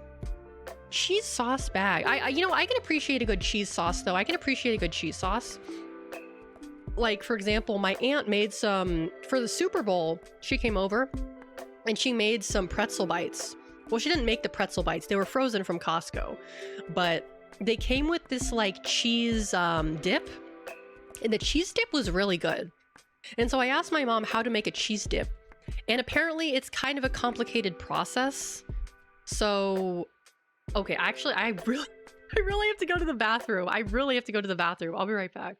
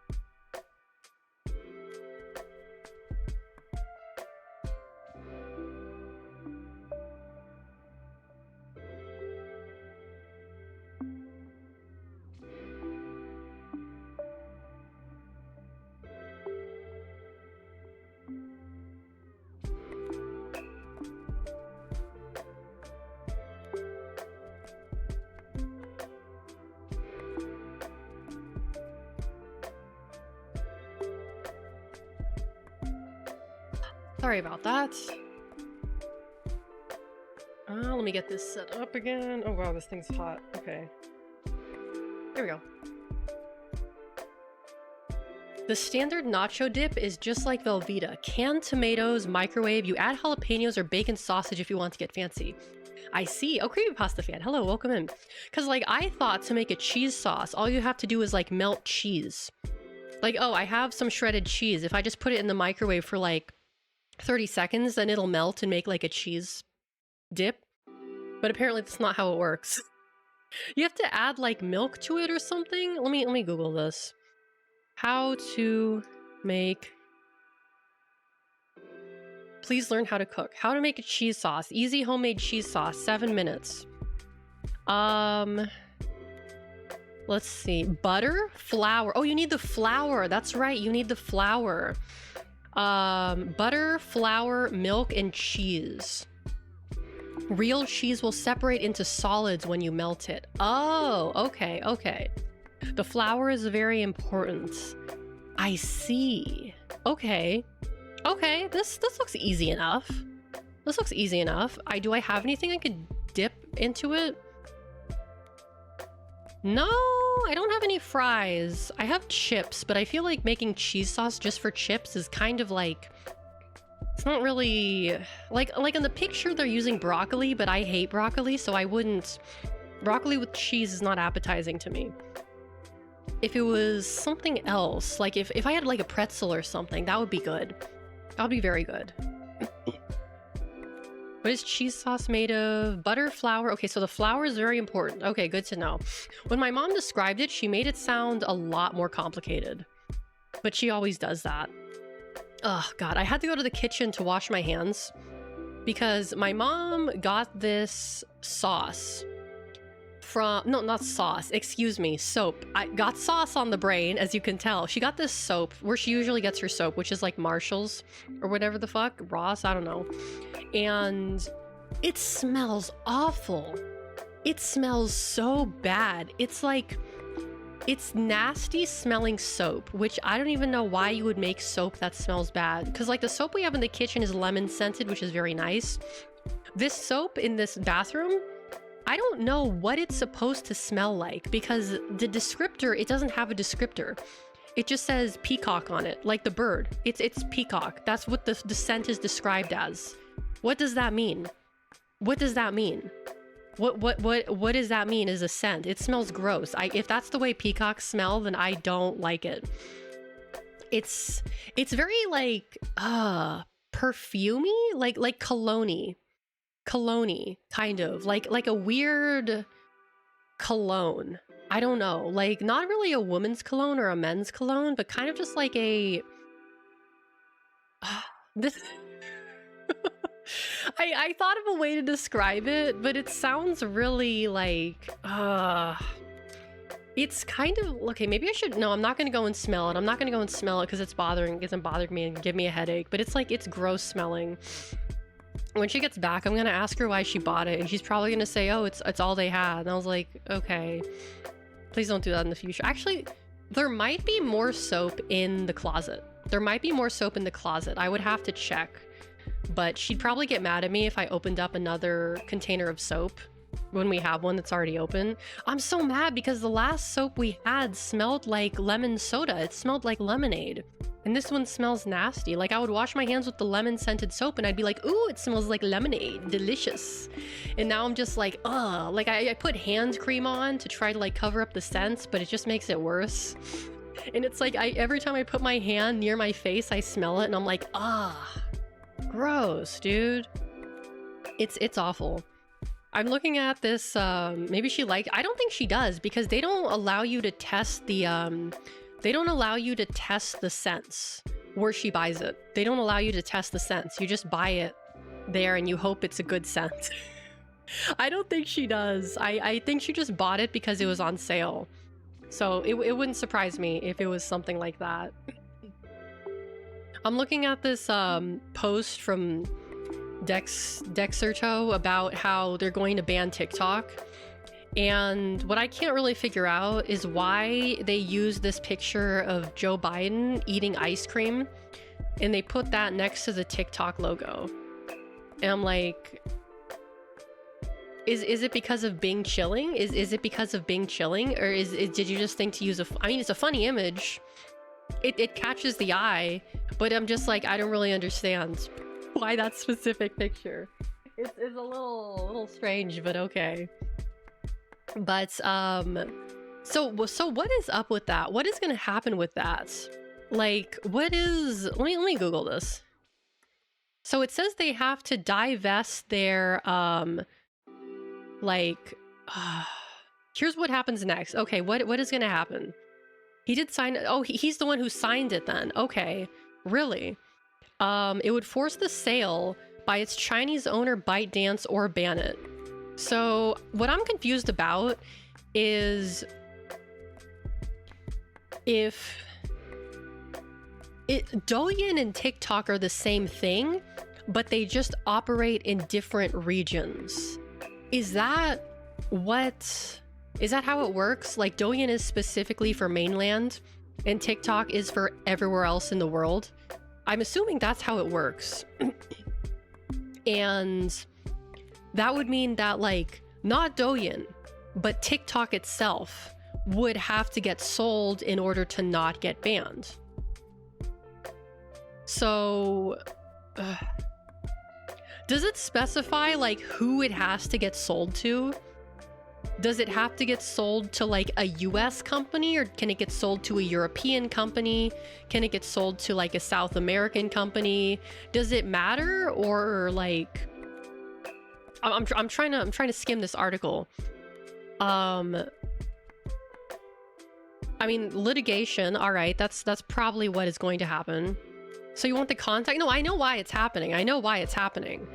I just, like, it's so ridiculous. The whole thing is so ridiculous that it's like, it's goofy. It's goofy, right? I mean, it would be nice if they sold it to a European company, because, you know, Europe has much stricter privacy laws than the US, but they would probably prefer it to be a US company because, like, they don't really care in the US if you sell your information to people. Like, I was seeing a bunch of these, like, posts for, like, class action lawsuits. Like, I saw this one, like, class action thing for, what was it? Humble Bundle. I think it was Humble Bundle. It was saying, like, if you have a Facebook account and you've bought something off of Humble Bundle, you may be entitled to money, because apparently they found evidence that, like, Humble Bundle or whatever is selling people's information to Facebook. Let me Google this to make sure. Let me make sure I'm not talking about my own ass here. Humble Bundle, Facebook.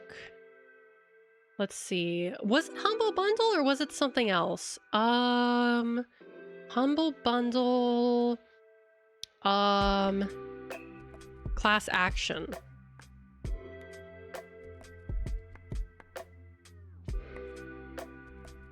Antitrust lawsuit. No, that's for Steam. That's something else. Oh, here's this thing on Reddit from 5 days ago. Humble Bundle users could be owed $2,500. Classaction.org privacy investigations. So I guess they're doing, like, attorneys have reason to believe. Okay, this is from the website, from the classaction.org website. Attorneys have reason to believe that the operators of certain websites, apps, and streaming platforms may be using tracking tools to secretly transmit details about certain users in the videos they've watched to Facebook. So does this apply to you only if you have a Facebook, or does this apply to everyone? USB all like, we won't accept apps spying on you unless it's owned by us. Exactly. It's because it's like, they just give them a slap on the wrist. Like, oh, you're selling data to Facebook? No, you can't do that. We're going to look the other way though, but don't do it again. But if you do it again, we're going to look the other way. Yeah. Don't do it. They just wag their finger and they're like, no, you can't do that. Just give you a slap on the wrist. Don't do that again, okay? And then they pretend they do not see it. They do not see it. I do not see it. That's the they do not see it. Yeah, it's weird how boomers have issues with that. Well, yeah, exactly. Like, it doesn't really, yeah. Attorneys are currently looking into Minecraft.net, Humble Bundle, Hallmark PUBG Mobile, Madden NFL Mobile, Roku Channel, Redbox, EAFC Mobile. Okay, so a lot of places. Minecraft.net. Well, that's what I don't understand about, because like, so why specifically Minecraft.net and not Microsoft? Because as far as I'm aware, Minecraft is owned by Microsoft, so wouldn't... Oh, Dreamstrat, hello, welcome in. Would the issue be with Microsoft itself and not Minecraft? Oh, here we go. Thank you for your interest. Milberg is pursuing arbitration claims against Mojang AB and Microsoft Corporation for using the Meta Pixel to track account holders' purchase data and share it with third parties, including Meta, all without users' consent. Okay. So your 3D? I've had this for a while now. I've had this 3D for like maybe 6 months or so. I don't use it that often, but yeah, I've had this for a while now. Okay. With Mojang, I think maybe with Microsoft and mostly with Mojang. Okay, I think they're doing it as a collective thing, like Microsoft and Mojang together. Mojang together. It looks 2D. That's because my wonderful and talented friend Dollie Hitsujida made it. So she did an amazing job with it, and that's why it looks so good. Yeah, because I was getting the ads for like the Humble Bundle because someone recommended me a game from the Humble Bundle. Excuse me. Does she have a Twitter? Yes, she does. Let me actually hold on a second. I'll just shout her out. Hold on.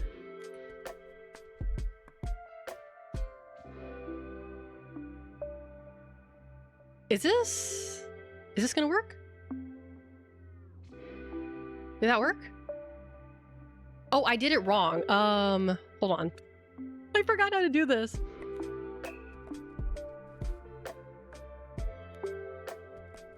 Okay, there we go. Can you look to the side?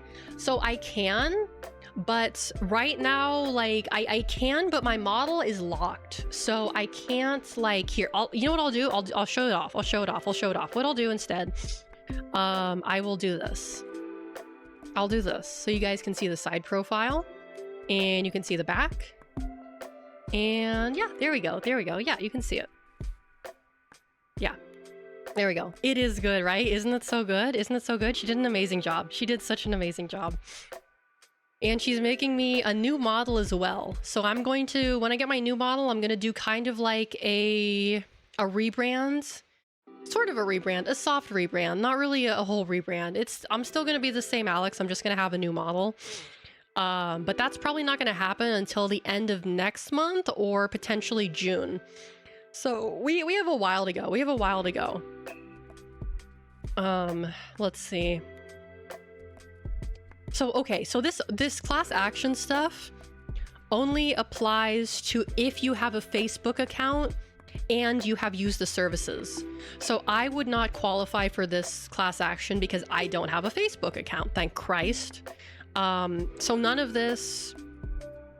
Oh, actually, but with the Humble Bundle, it says, if you've purchased a video game for yourself or a child in the past 2 years, depending on the game, your purchase data may be covered under a federal privacy law. Okay. So a lot of this, it's kind of like attorneys believe. That's what the attorneys believe. I'm not sure entirely how class actions work, to be honest with you, because it says the attorneys believe. It doesn't say the attorneys have definitive proof. It says this is what the attorneys believe. So I don't know if that's like... I don't know how class actions works. Like, I've been in some class actions because, like, my employer got sued for not paying us enough, and then, like, several years later, I got a check in the mail for, like, $8. When are we getting the Crazy Frog? Honestly, that was just for clickbait. I don't know any Crazy Frog conspiracy theories. There's probably at least one, right? There's probably at least one Crazy Frog conspiracy theory, but I don't know what it is.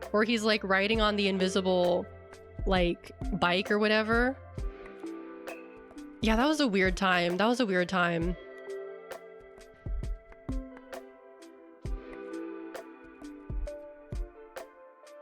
Can we, you know, I feel like Crazy Frog would be a really good candidate to have like a, like, this is gonna make me sound like an insane person. I mean, I say things that make me sound like an insane person anyway. Also, Miss Maid, hello, welcome in. But yes, Aloha Gator, you get it. You get it, you get it. Crazy Frog VTuber. Like, that's exactly where I was going with this. Like, I feel like Crazy Frog would be a really good candidate for like an AI VTuber. You know? Like, they program an AI to like say weird shit and just like be on stream and respond to chat. Like, it would be like Neurosama, but with Crazy Frog. You think that Tom from Toonami should be a VTuber? I think that would be a good idea. But I feel like Tom from Toonami, like his AI would probably like... I feel like people would probably manipulate his AI into making him say slurs really easily. Like, I don't know. I just feel like that's probably what's gonna happen. Neko Arc should be a VTuber. You know what? You're so right with that. You're so true. So true, bestie. So true. It'd have to be the actual Steve Blum in costume. Wait, was Steve Blum the guy who voiced Tom from Toonami? Tom from Toonami. Wait. He's a Funko Pop. Jesus Christ. He is the current host. Wait. Oh, there's different versions of him. Tom 1? How many? Wait, what Tom are you talking about? Wait, because apparently there's more than one Tom. Wait, he voiced all of them? Okay. Okay. I'm a bit confused because there's a specific one that I remember, but I don't know which is the one that I remember because they all have like vaguely... It's all the same Tom, just different models. Oh, so he's like a VTuber. He's already a VTuber then. He's already a VTuber then. Oh, was it Tom 3.5? Is that what I'm thinking of? Is that what I'm thinking of? Tom 3.5? Maybe that's the one I'm thinking of, because I mean, there's like various ones. What's up with Tom 4 though? Tom 4 is weird. Tom 4 is weird. He's not like as cool looking. He looks like a Disney character. Where were you when Tom Toonami graduated? When was the last Tom? That was Tom 6. Right? Let me see. Because when Tom 6, what does it say about Tom 6? It says he is the 8th and current host of Toonami. He assumed hosting duties after Tom 5's death in episode 4 of The Forge. He is also voiced by veteran voice actor Steve Blum. So he's still around? Unless you're speaking about a different Tom. He re-debuted as Orochimaru? What? What? Remember when Tom... Oh, you remember when Tom 1 died? Wait, do they all die and just get reincarnated? What? I didn't realize that... I didn't realize that Tom had lore. I thought they just made new Toms for the sake of making new Toms. Kind of like how... like cereal brands, like they rebrand after like 10 years or so. Like, oh, we're gonna change the Fruit Loops logo. Why? Just cuz. I don't know the Tom Toonami lore. I don't. I'm sorry. I'm completely in the dark about that. Sorry to disappoint you guys. He plays video games, I see. Does he play Undertale? Does he play Sans Undertale? Or is that not a game that he plays? Like, I'm looking at all these clips and it's like, oh, Walking Dead, Maneater, Animal Crossing. He gives his reviews of them? Is that what he does? Oh, he does video game reviews. Okay. So did he play, who's Moltar? Moltar is a former supervillain from the 1966 Hanna-Barbera animated series Space Ghost. Wait, is this connected to Space Ghost? Is Tom Toonami connect? I don't know anything about Space Ghost, for the record. I see it on YouTube, but I don't know anything about Space Ghost. Are Space Ghost and it's all connected? Oh dear, there's a lot of lore. Wait, Moltar reviews his video games too? Moltar was the first Toonami host? Oh, okay. Okay, there's a lot here that okay, we're in uncharted waters for me here. All right then. Okay. Moltar, that sounds like Zoltar. What was, oh, that's right. I watched, hold on. What was that guy's name? No. Like, okay, so I watched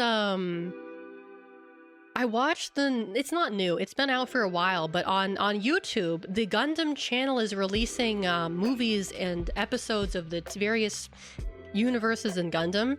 Right now they're playing Gundam Seed, which doesn't really interest me, but maybe I'll watch it. And I just watched Narrative Gundam the other night, and it was pretty good, but I have to say that the villain, what was his name? The villain in Narrative Gundam was like really like bad. Like he was cartoonishly evil, and not in like just in a stupid way. Like he was basically like, I'm gonna destroy everything just because I can, and it's like, that's not really, he didn't really have good motivations to do things besides he's being crazy. But I love the Phoenix. The Phoenix is so cool. I absolutely love the Phoenix. Oh my god, that's like one of the better designs that I've like. It's also because it's brightly colored. It's also because it's super brightly colored. And I'm a sucker for Gundams that are really obnoxiously colored, like the Hyakushiki.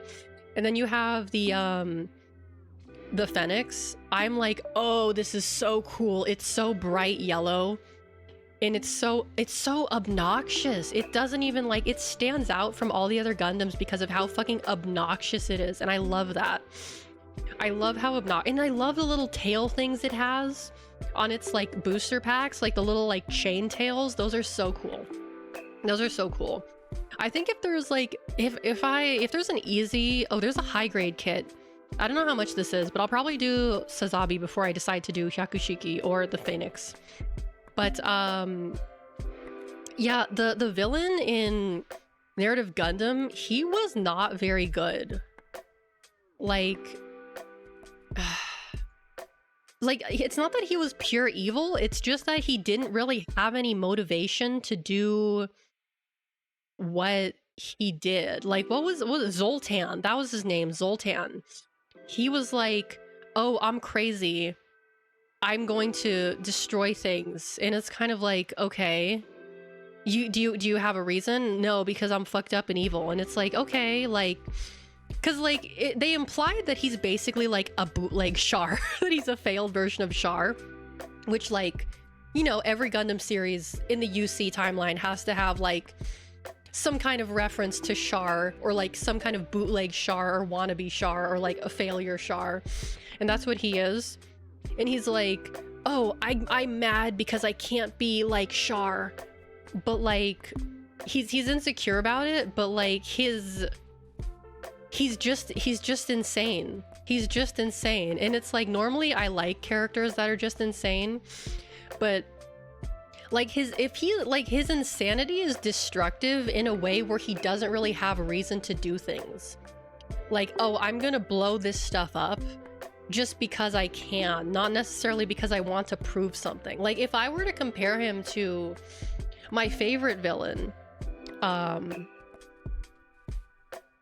Higgs from Death Stranding, who kills people because he is kind of a reason to. A, because he's crazy. B, because like he's trying to prove something, right? He has his own fucked up reasons for doing what he does, regardless of like if they're real or not. Like, he has his own fucked up reasons for doing things. But this guy, Zoltan, he doesn't really have any good motivations for being evil. he's just like, oh, I'm gonna because just cause I feel like it, and I want to, cause I'm insane. And it's like, he just didn't really have any motivations. Cause it's like, if you're going to compare him to an actual good villain like Char also has his own motivations for doing things that stem beyond, like, I mean, they're self-serving. He's very much like has his head up his own ass, right? But like, he has an excuse, right? He has his own excuses, like, oh, it's because I'm doing this for the good of all humanity. I'm doing this for the good of the space noids. I'm doing this for the good of, like, whatever. Whereas this guy, Zoltan, he's not doing it for any real reason other than he's just crazy. And that's like, it's not enough for me. He's gotta, like, it's a very weak reason. Like, oh, because I'm crazy and fucked up. It's like, okay, well, do you have a reason to be crazy and fucked up?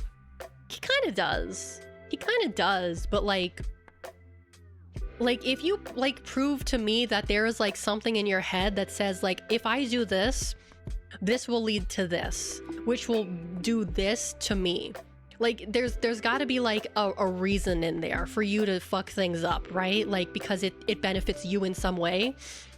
But for him, doing the things he does do not benefit him in any way. Like, oh, I'm gonna kill random people because, and it's like, well, how does that benefit you? Like, if you're, his goal, his whole thing is that he wants to prove himself because people say he's a Char reject. He's a bootleg Char. He's a knockoff Char. And normally, in my mind, it would be like, well, if I were him and I were to do something fucked up and evil, it would be like, well, if I do this fucked up and evil thing, that will mean people will respect me more. But like the things he does do not earn him any kind of respect. They would not give him what he desires.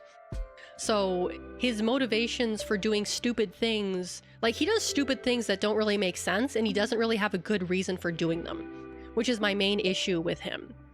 And like, he has a really good voice though. He has a really nice voice. I will say about that. His voice actor, really, really good. But like, it just, he's like a child. He's just like a child that likes to step on ants. That's basically what he is. He's like a child that likes to smash ants, or like that likes to hold a magnifying glass over an anthill.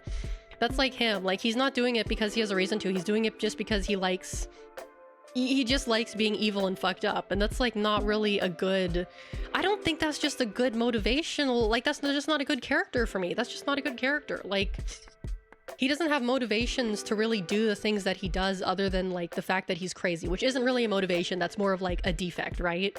So I do not think that Zoltan was a good villain.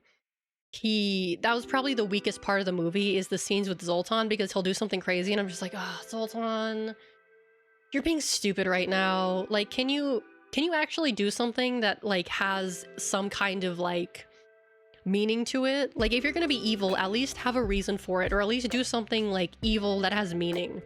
But he doesn't.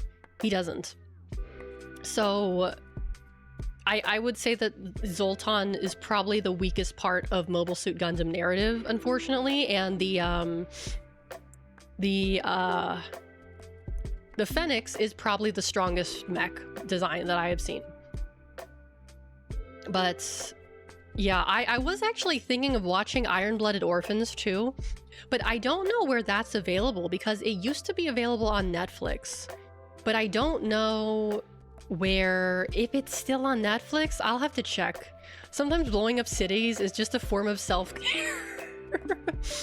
Yeah, that kind of felt like what he was doing.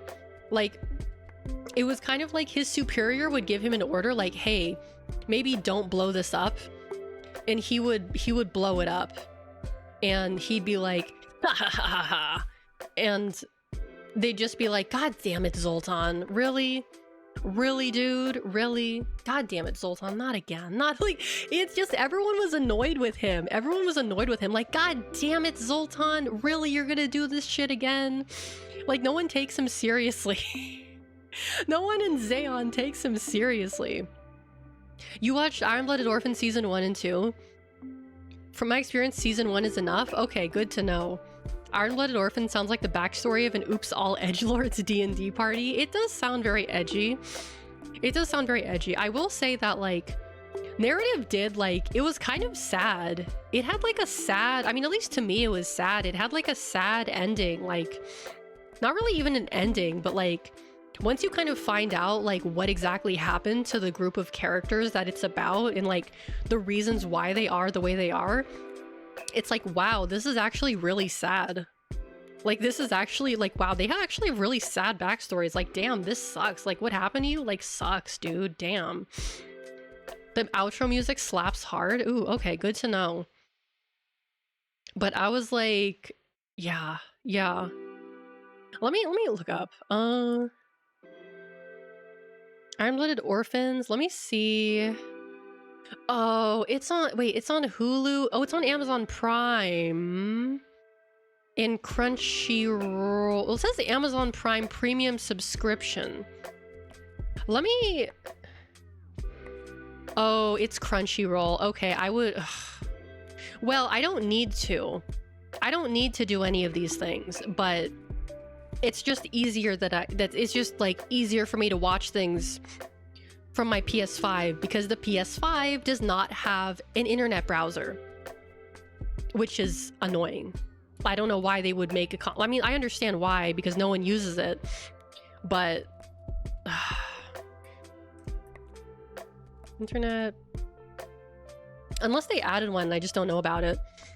It has a secret web browser. It has a secret web browser. It's not fully functional, so you need to go to settings.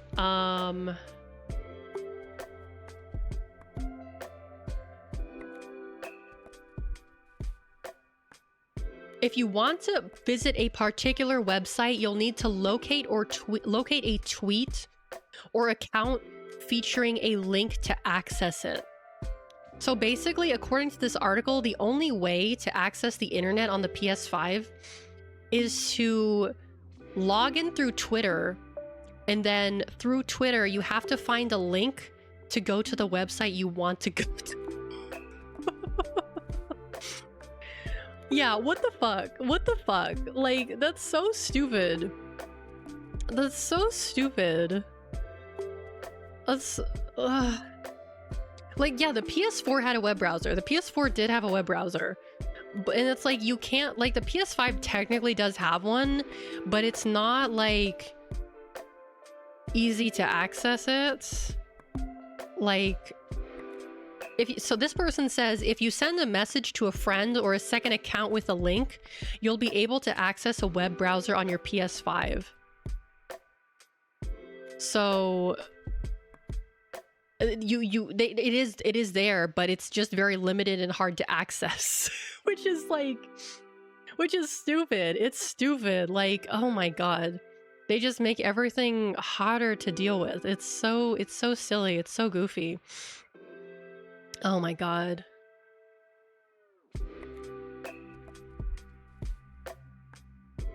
Let's see. Any more news or interesting things I can talk about? Let me look at my little book again.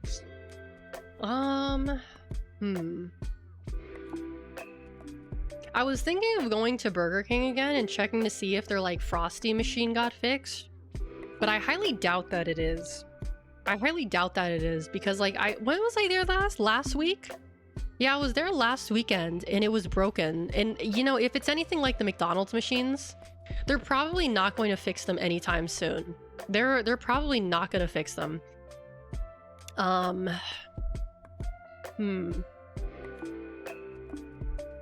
Overcooked. Let's see. I'm looking back at that article about TikTok and shit, and it says the legislation prohibits any connection between ByteDance and TikTok after a sale. So here's what I don't really understand. Why hasn't anyone just made a competitor to TikTok? Why hasn't any Silicon Valley guy been like, well, what if I just make my own TikTok with blackjack and hookers, right? Well, maybe not with blackjack and hookers, but that's, like, based out of the US. Like, I know we technically have YouTube Shorts, We have Instagram Reels, yes, but like they're not their own app. You mean like Vine? Yeah, exactly, like Vine. Why can't we have Vine 2 again? Why can't we go back to return to tradition and have Vine again? Why can't we just do that? I don't understand. Why can't we just bring Vine back? It contains all of the people who use TikTok. We need to keep it around. I mean, you're not wrong about that. I think Vine 2 is coming back under Elon's circumstance. Oh dear. I'm gonna Google Vine 2. What happened to Vine 2? There will be no Vine 2, at least for now. Vine 2 is here and it's called Byte. That's from 2020. Byte? I vaguely remember hearing about this. Byte?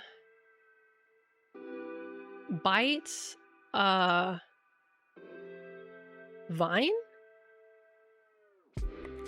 Vine's successor, Vine's successor has just been purchased by another TikTok clone. Oh, there are TikTok clones. Oh, there are. I didn't know that. Okay. Yeah, because I was like, why aren't there any TikTok competitors? So Clash. Clash is a TikTok competitor. Clash plans to merge its monetization features into Byte and ultimately rebrand the app under the Clash name. So this article is from 2021. I don't know if Clash is still okay. Let me look up. Talk competitors. What are TikTok's competitors? TikTok competitors. So 2024 top 8 TikTok competitors and alternatives. I don't know that this website is reputable, but Triller. I never heard of that before. Triller. Okay, so it's an editing software. Looks like it was renamed Huddles and shut down in 2023. Technically, iFunny is a Vine TikTok vibe. News articles say Elon wants to revive Vine. You know what? That'll probably be one of the only good things that he'll ever do if he decides to do that. YouTube Shorts, okay. Instagram Reels, okay. Byte. Okay, so Byte is not a thing anymore. According to Murray, I guess? Wait.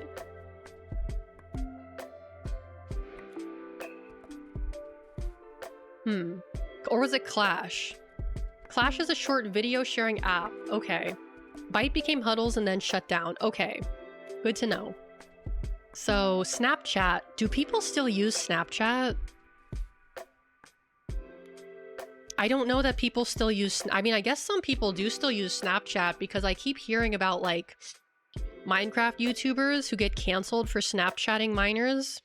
So I guess people still use Snapchat, but I haven't used Snapchat in years. Likey. It's a Singapore-based social media video platform. Okay. Dub Smash. Never heard of that. I tried to use it 10 years ago and couldn't figure out and gave up. Snapchat and Instagram are owned by Facebook. Is Snapchat owned by Meta? Since when did that happen? Actually, no. I vaguely remember hearing about that. I think.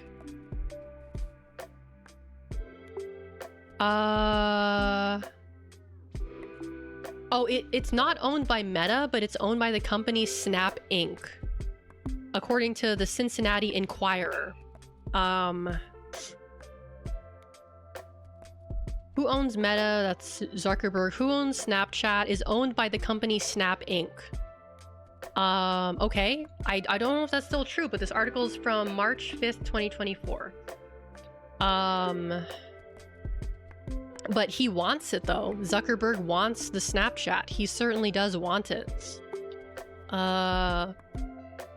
So I guess there are TikTok competitors, but, like... no one really, like, has made one that really is good enough. Because why would you switch to a different app if you can just get what you need off of the main app? Like, it's hard getting people to migrate to other platforms. Remember how, actually, maybe you don't remember, but I remember there was this specific streaming platform that was supposed to be specific for VTubers. It was supposed to be a platform for VTubers and only VTubers, like an alternative to Twitch. And they lasted about maybe a year or less than a year. I don't remember. Murray, I feel like you would know more about this than I do. But I remember hearing about it. I remember checking it out and being like, well, no one on this website, like, this isn't gonna work. I just remember looking at it and just being immediately being like, that's not gonna work. Like, this is not gonna go anywhere. Like, sorry, but like, it's a good idea, but in this economy, in this market, it's just not gonna work. It's just not gonna work. Yeah, there's gonna be a migration and it's going to be horrific. It's gonna be horrific because then all the TikTok people are gonna go to other places and they're gonna irritate people and put their fling their shit at the normal people, you know? Gonna have to, I'm gonna be browsing through fucking Instagram and I'm gonna see like baby sensory videos on there. TikTok people coming into Twitch chat, oh god. No, they wouldn't, because TikTok people don't watch Twitch videos. They don't watch Twitch streams. They don't have the attention span for it. Maybe they'll be like, they'll check out your stream once and they'll be like, oh hey, it's the person I saw a TikTok of.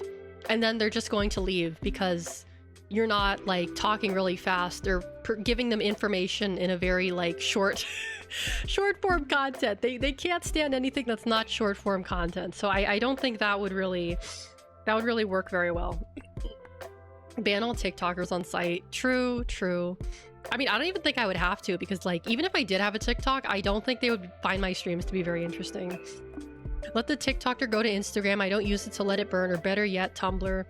You know, it would be interesting to see Tumblr try a TikTok feature, because they tried a streaming feature. They tried to do streaming and that did not pan out very well. But maybe if they did a short form video thing, because like Vine was huge on Tumblr. Vine was huge. I remember people were posting Vines like on Tumblr every single day. There was like a huge overlap of people who used Tumblr and people who used Vine. A very, very big overlap. And I still think that there is an overlap between people who use Tumblr and people who like short form videos.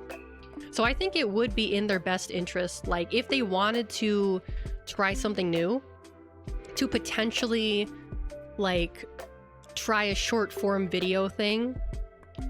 But they probably wasted most of their money on the streaming thing, the Tumblr Live, so they probably don't have enough money to set up a video hosting service. I don't imagine that they do.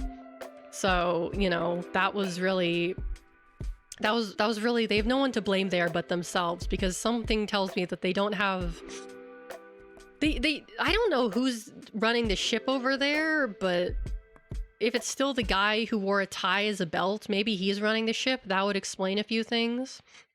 But yeah, the Tumblr migration permanently ruined large swathes of the internet. Oh, absolutely. Yeah, absolutely. Because if I recall correctly, I never used Twitter before I became a VTuber. So I don't have reference for this. But I feel like Twitter used to be a slightly more serious place than before the Tumblr people came on.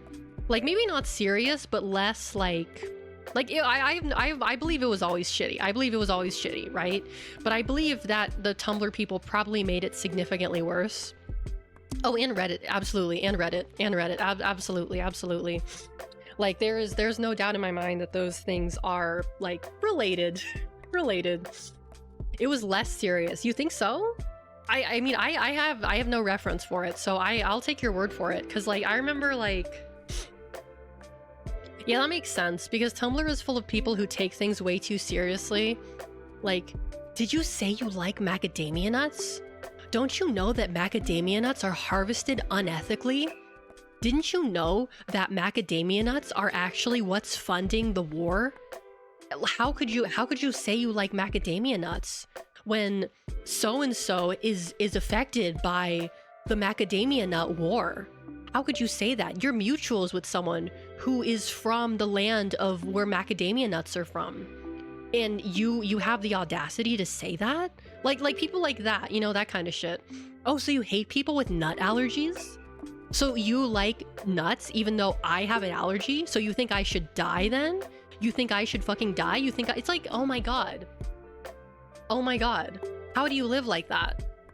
How do you live like that? Like, I do think that they have some kind of satisfaction out of it. And I would know, because I used to be a very similar type of person. And I know from experience that there is like a kind of satisfaction you get out of like trying to like not correct someone's behavior, but like it's a control thing. I do believe it's a control thing. Like, oh, like you like this thing, but this thing is bad. You don't want to be a bad person, do you?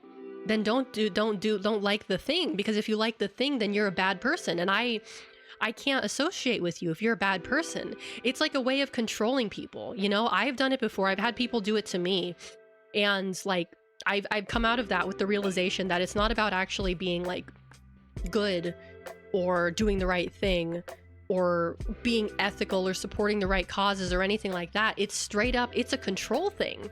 It is absolutely 100% a control thing, because these people, they either have such little control in their lives, or they are upset about the fact that they do not have a lot of control about the world, about their lives, about whatever, that they try to find people to pick on. Like, you're doing something that I don't like. I'm going to tell you to stop doing this thing, and I'm going to make a big deal out of it. Like, I have to, like, you can't just not like something because you don't like it. There has to be a reason for it. Like, oh, like, you can't just not like something because you don't like it. You have to, like, oh, I don't like this person because they're actually a bad person, not because, like, I don't like their music, right? Or something stupid like that. Like, there's this culture of, like, people who are, like, chomping at the bit for, like, cancellations. Like, oh, I'm just waiting for something bad to come out about this person so we can cancel them. Like, oh, I can't wait until like the Google Doc on so-and-so drops. I can't wait for the tweet longer on this person to drop. And it's like, you people are crazy. Like, you people are crazy. Like, why does someone else be like, it's not even about like being on the right side of things or being a good person. It's like, for someone to do something bad, that usually means that someone else has to get hurt. And what you're kind of saying is that you don't care if someone gets hurt, as long as the person you don't like, something bad happens to them. They get revealed to be an abuser or like a sex pest or something. Like, you just want them to be a bad person. But for them to be a bad person, that person needs to hurt other people, you know? And it's like, you're taking joy in the fact that someone has hurt other people. And that like, if you don't see what's wrong with that, then there's no helping you, right? Like, it's a miserable life. Yeah, it's a miserable life. It's a miserable life. Like, you know, I've had, like, when I was on Tumblr, I had this friend, I cut them off because I got tired of their bullshit, who, like, I would reblog a post and they would message me and they'd be like, hey, you need to delete this post because the person who made this post is actually like so-and-so. They actually support like J.K. Rowling, or they like Harry Potter, or they like Boku no Hero, or there's always an excuse. Like, the person who made this post is a bad person, and by reblogging their post, you are supporting this bad person. And, you know, before I grew a spine, I was just like, okay, I'll delete it. I don't want to cause any, like, I don't want to cause any shit, so I'm just going to delete the post. But eventually, I just got tired of it. I was just like, you know what? I don't fucking care. Like, that's your problem. That's your problem. Like, you're insane. Like, you're insane. Yeah, I'm starting to think that you're a bad person. Yeah, it was like that. Like, oh, if you don't delete this post, like, people might think you're a bad person. It's like a weird neo-Puritanism thing. That's literally what it is. And it's all in the sake of being the most ethical person in the room, being the most good person in the room. Like, oh, I've never said a slur in my life. I've never, you know, been a bad person. It's all about being the goodest person It's virtue signaling at its highest level. It is super high level virtue signaling, and it is a horrifically toxic environment to be in. And it, like, once you stop drinking that Kool-Aid, once you get out of that environment, you start to see, like, this is not the way the world works. This is not the way real people think. And that's like, and when you're in that zone, you think, you know, when you're drinking the Kool-Aid, you're thinking, oh, it's not me who's wrong, it's everyone else that's wrong. Everyone is a bad person except for me. We're the good ones. We're the ones who are, it's literally like being in a cult. It's literally like being in a cult. That's literally what it is, you know? And it's not, obviously it's not as destructive as real cults. It would be very disingenuous for me to say it's like as destructive as a real cult, but it is a cult. It's like a social cult. It really is, you know? And it's run by kids and like adults and people who just want control over others' behavior, others, like what the way they think, the way they talk, the way they act, what they do. It's all about, it's virtue signaling. It's a control thing. It really is a control thing. It's like a cult, and it's about control, you know? Like, oh, I have to, like, oh, like, you know, like, it's literally like, if you're an impressionable person, like, you can get indoctrinated into it very easily, you know? And it kind of goes into that passive aggressive kind of thing I was talking about earlier, where, like, if you're around these types of people in real life, they will be very passive aggressive to you, and they'll kind of be like, oh, like, you're that kind of person. I didn't know about you. I didn't know that about you. And then they'll, like, you know, they'll shit talk you to other people.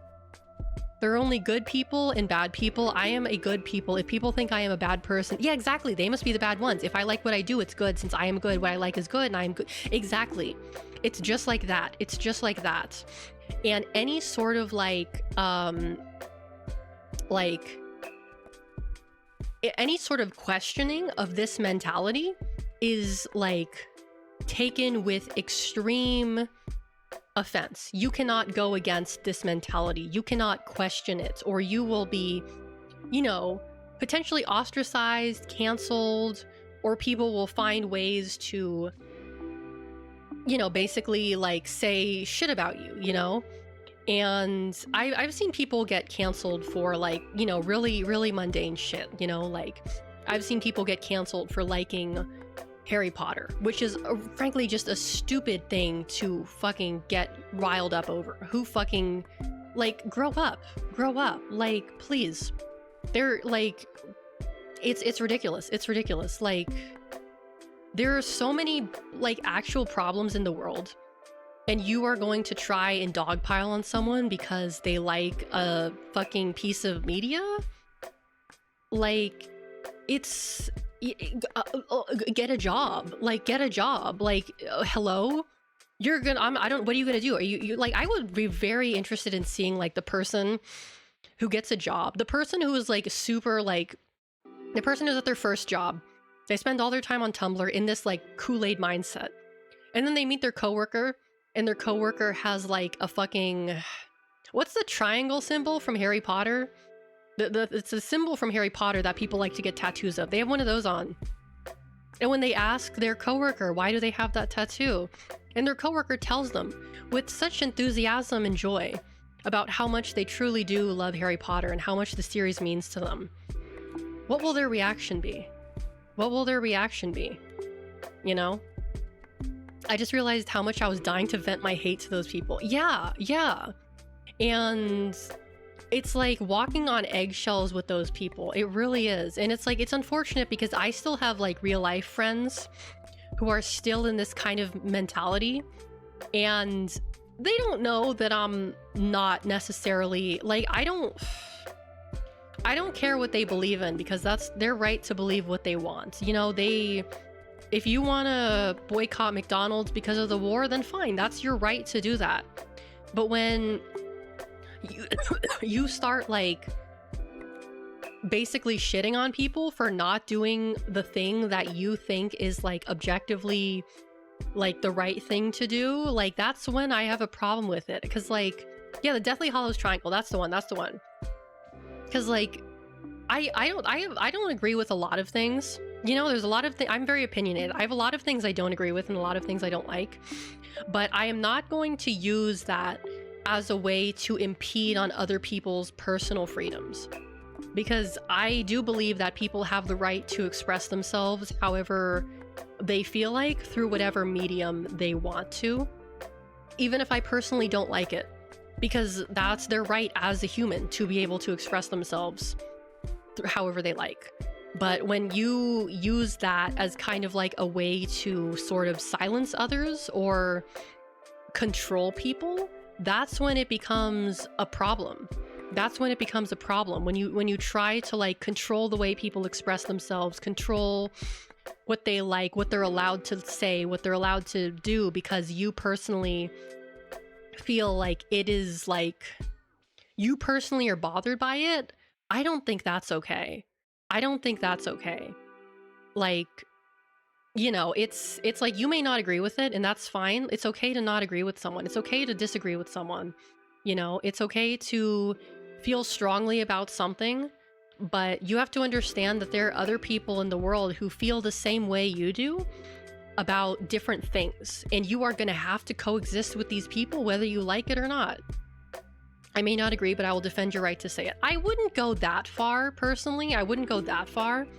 I wouldn't say, like, I would defend it. It's more just, like, I accept it, and, you know, I accept it. It is what it is. Like, you just have to move on. Just accept that it is, like, it is what it is. You know? It is what it is. Like, people have different ways of thinking. People have different opinions. People have different beliefs. If you use those beliefs to try and control people and like limit people's freedoms, I don't think that's okay.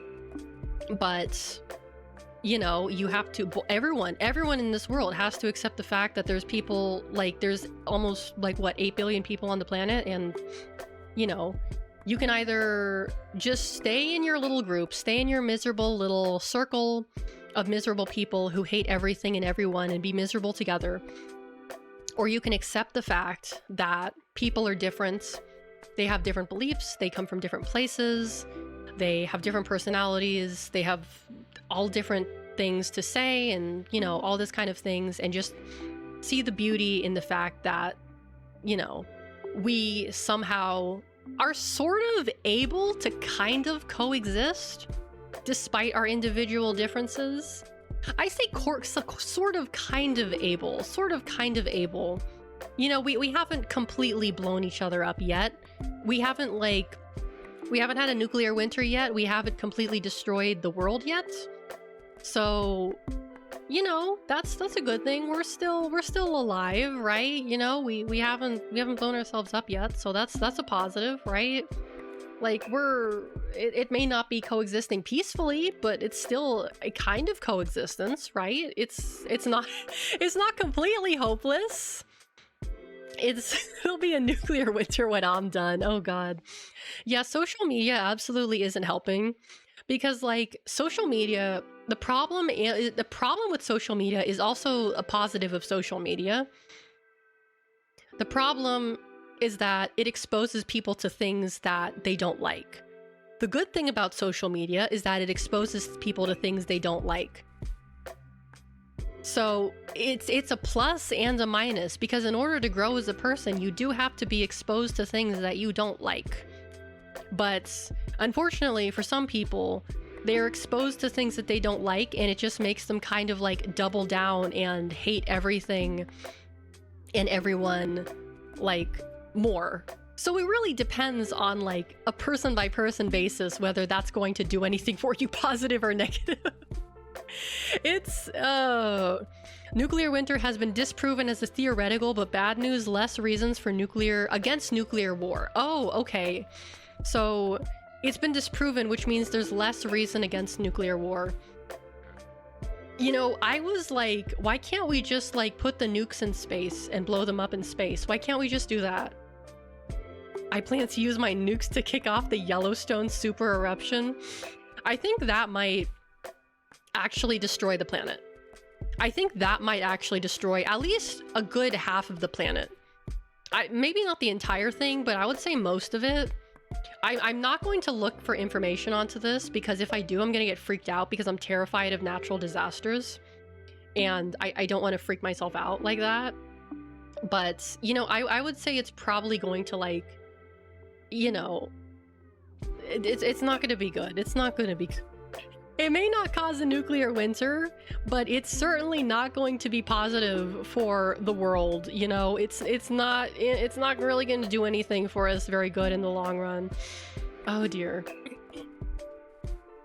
Another killjoy moment, but the Yellowstone is not that powerful. At most, the park would suffer. Krakatoa is bigger. Really? Because I've heard that Yellowstone would actually cripple at least most of the United States. Most of the United States, if not at least half. But like I said, I'm terrified of volcanoes, and if I go digging into this, I'm gonna get freaked the fuck out. So I would prefer not to. Most of the 48 states, at least. Yeah, maybe. I just realized I don't have any water here. Isn't Yellowstone continually depressurizing itself? I hope so. I hope so, because remember when that volcano in Iceland like exploded, or did it explode? And it like spread ashes across most of Europe. Remember that? And like planes couldn't fly. It would probably be something like that.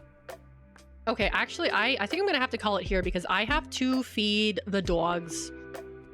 I have to feed the dogs. The dogs are hungry and I need to feed them. I've been putting that off.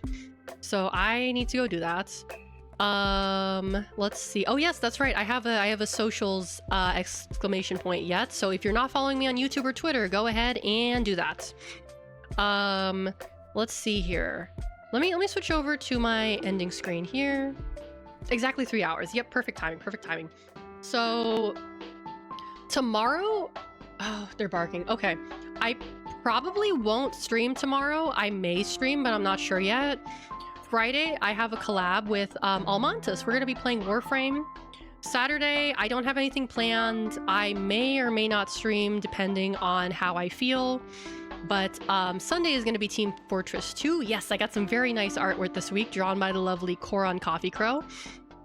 But yeah, let me see if there's anyone we can raid. You know, I'll send you guys over to Almantas, who I'm collabing with on Friday.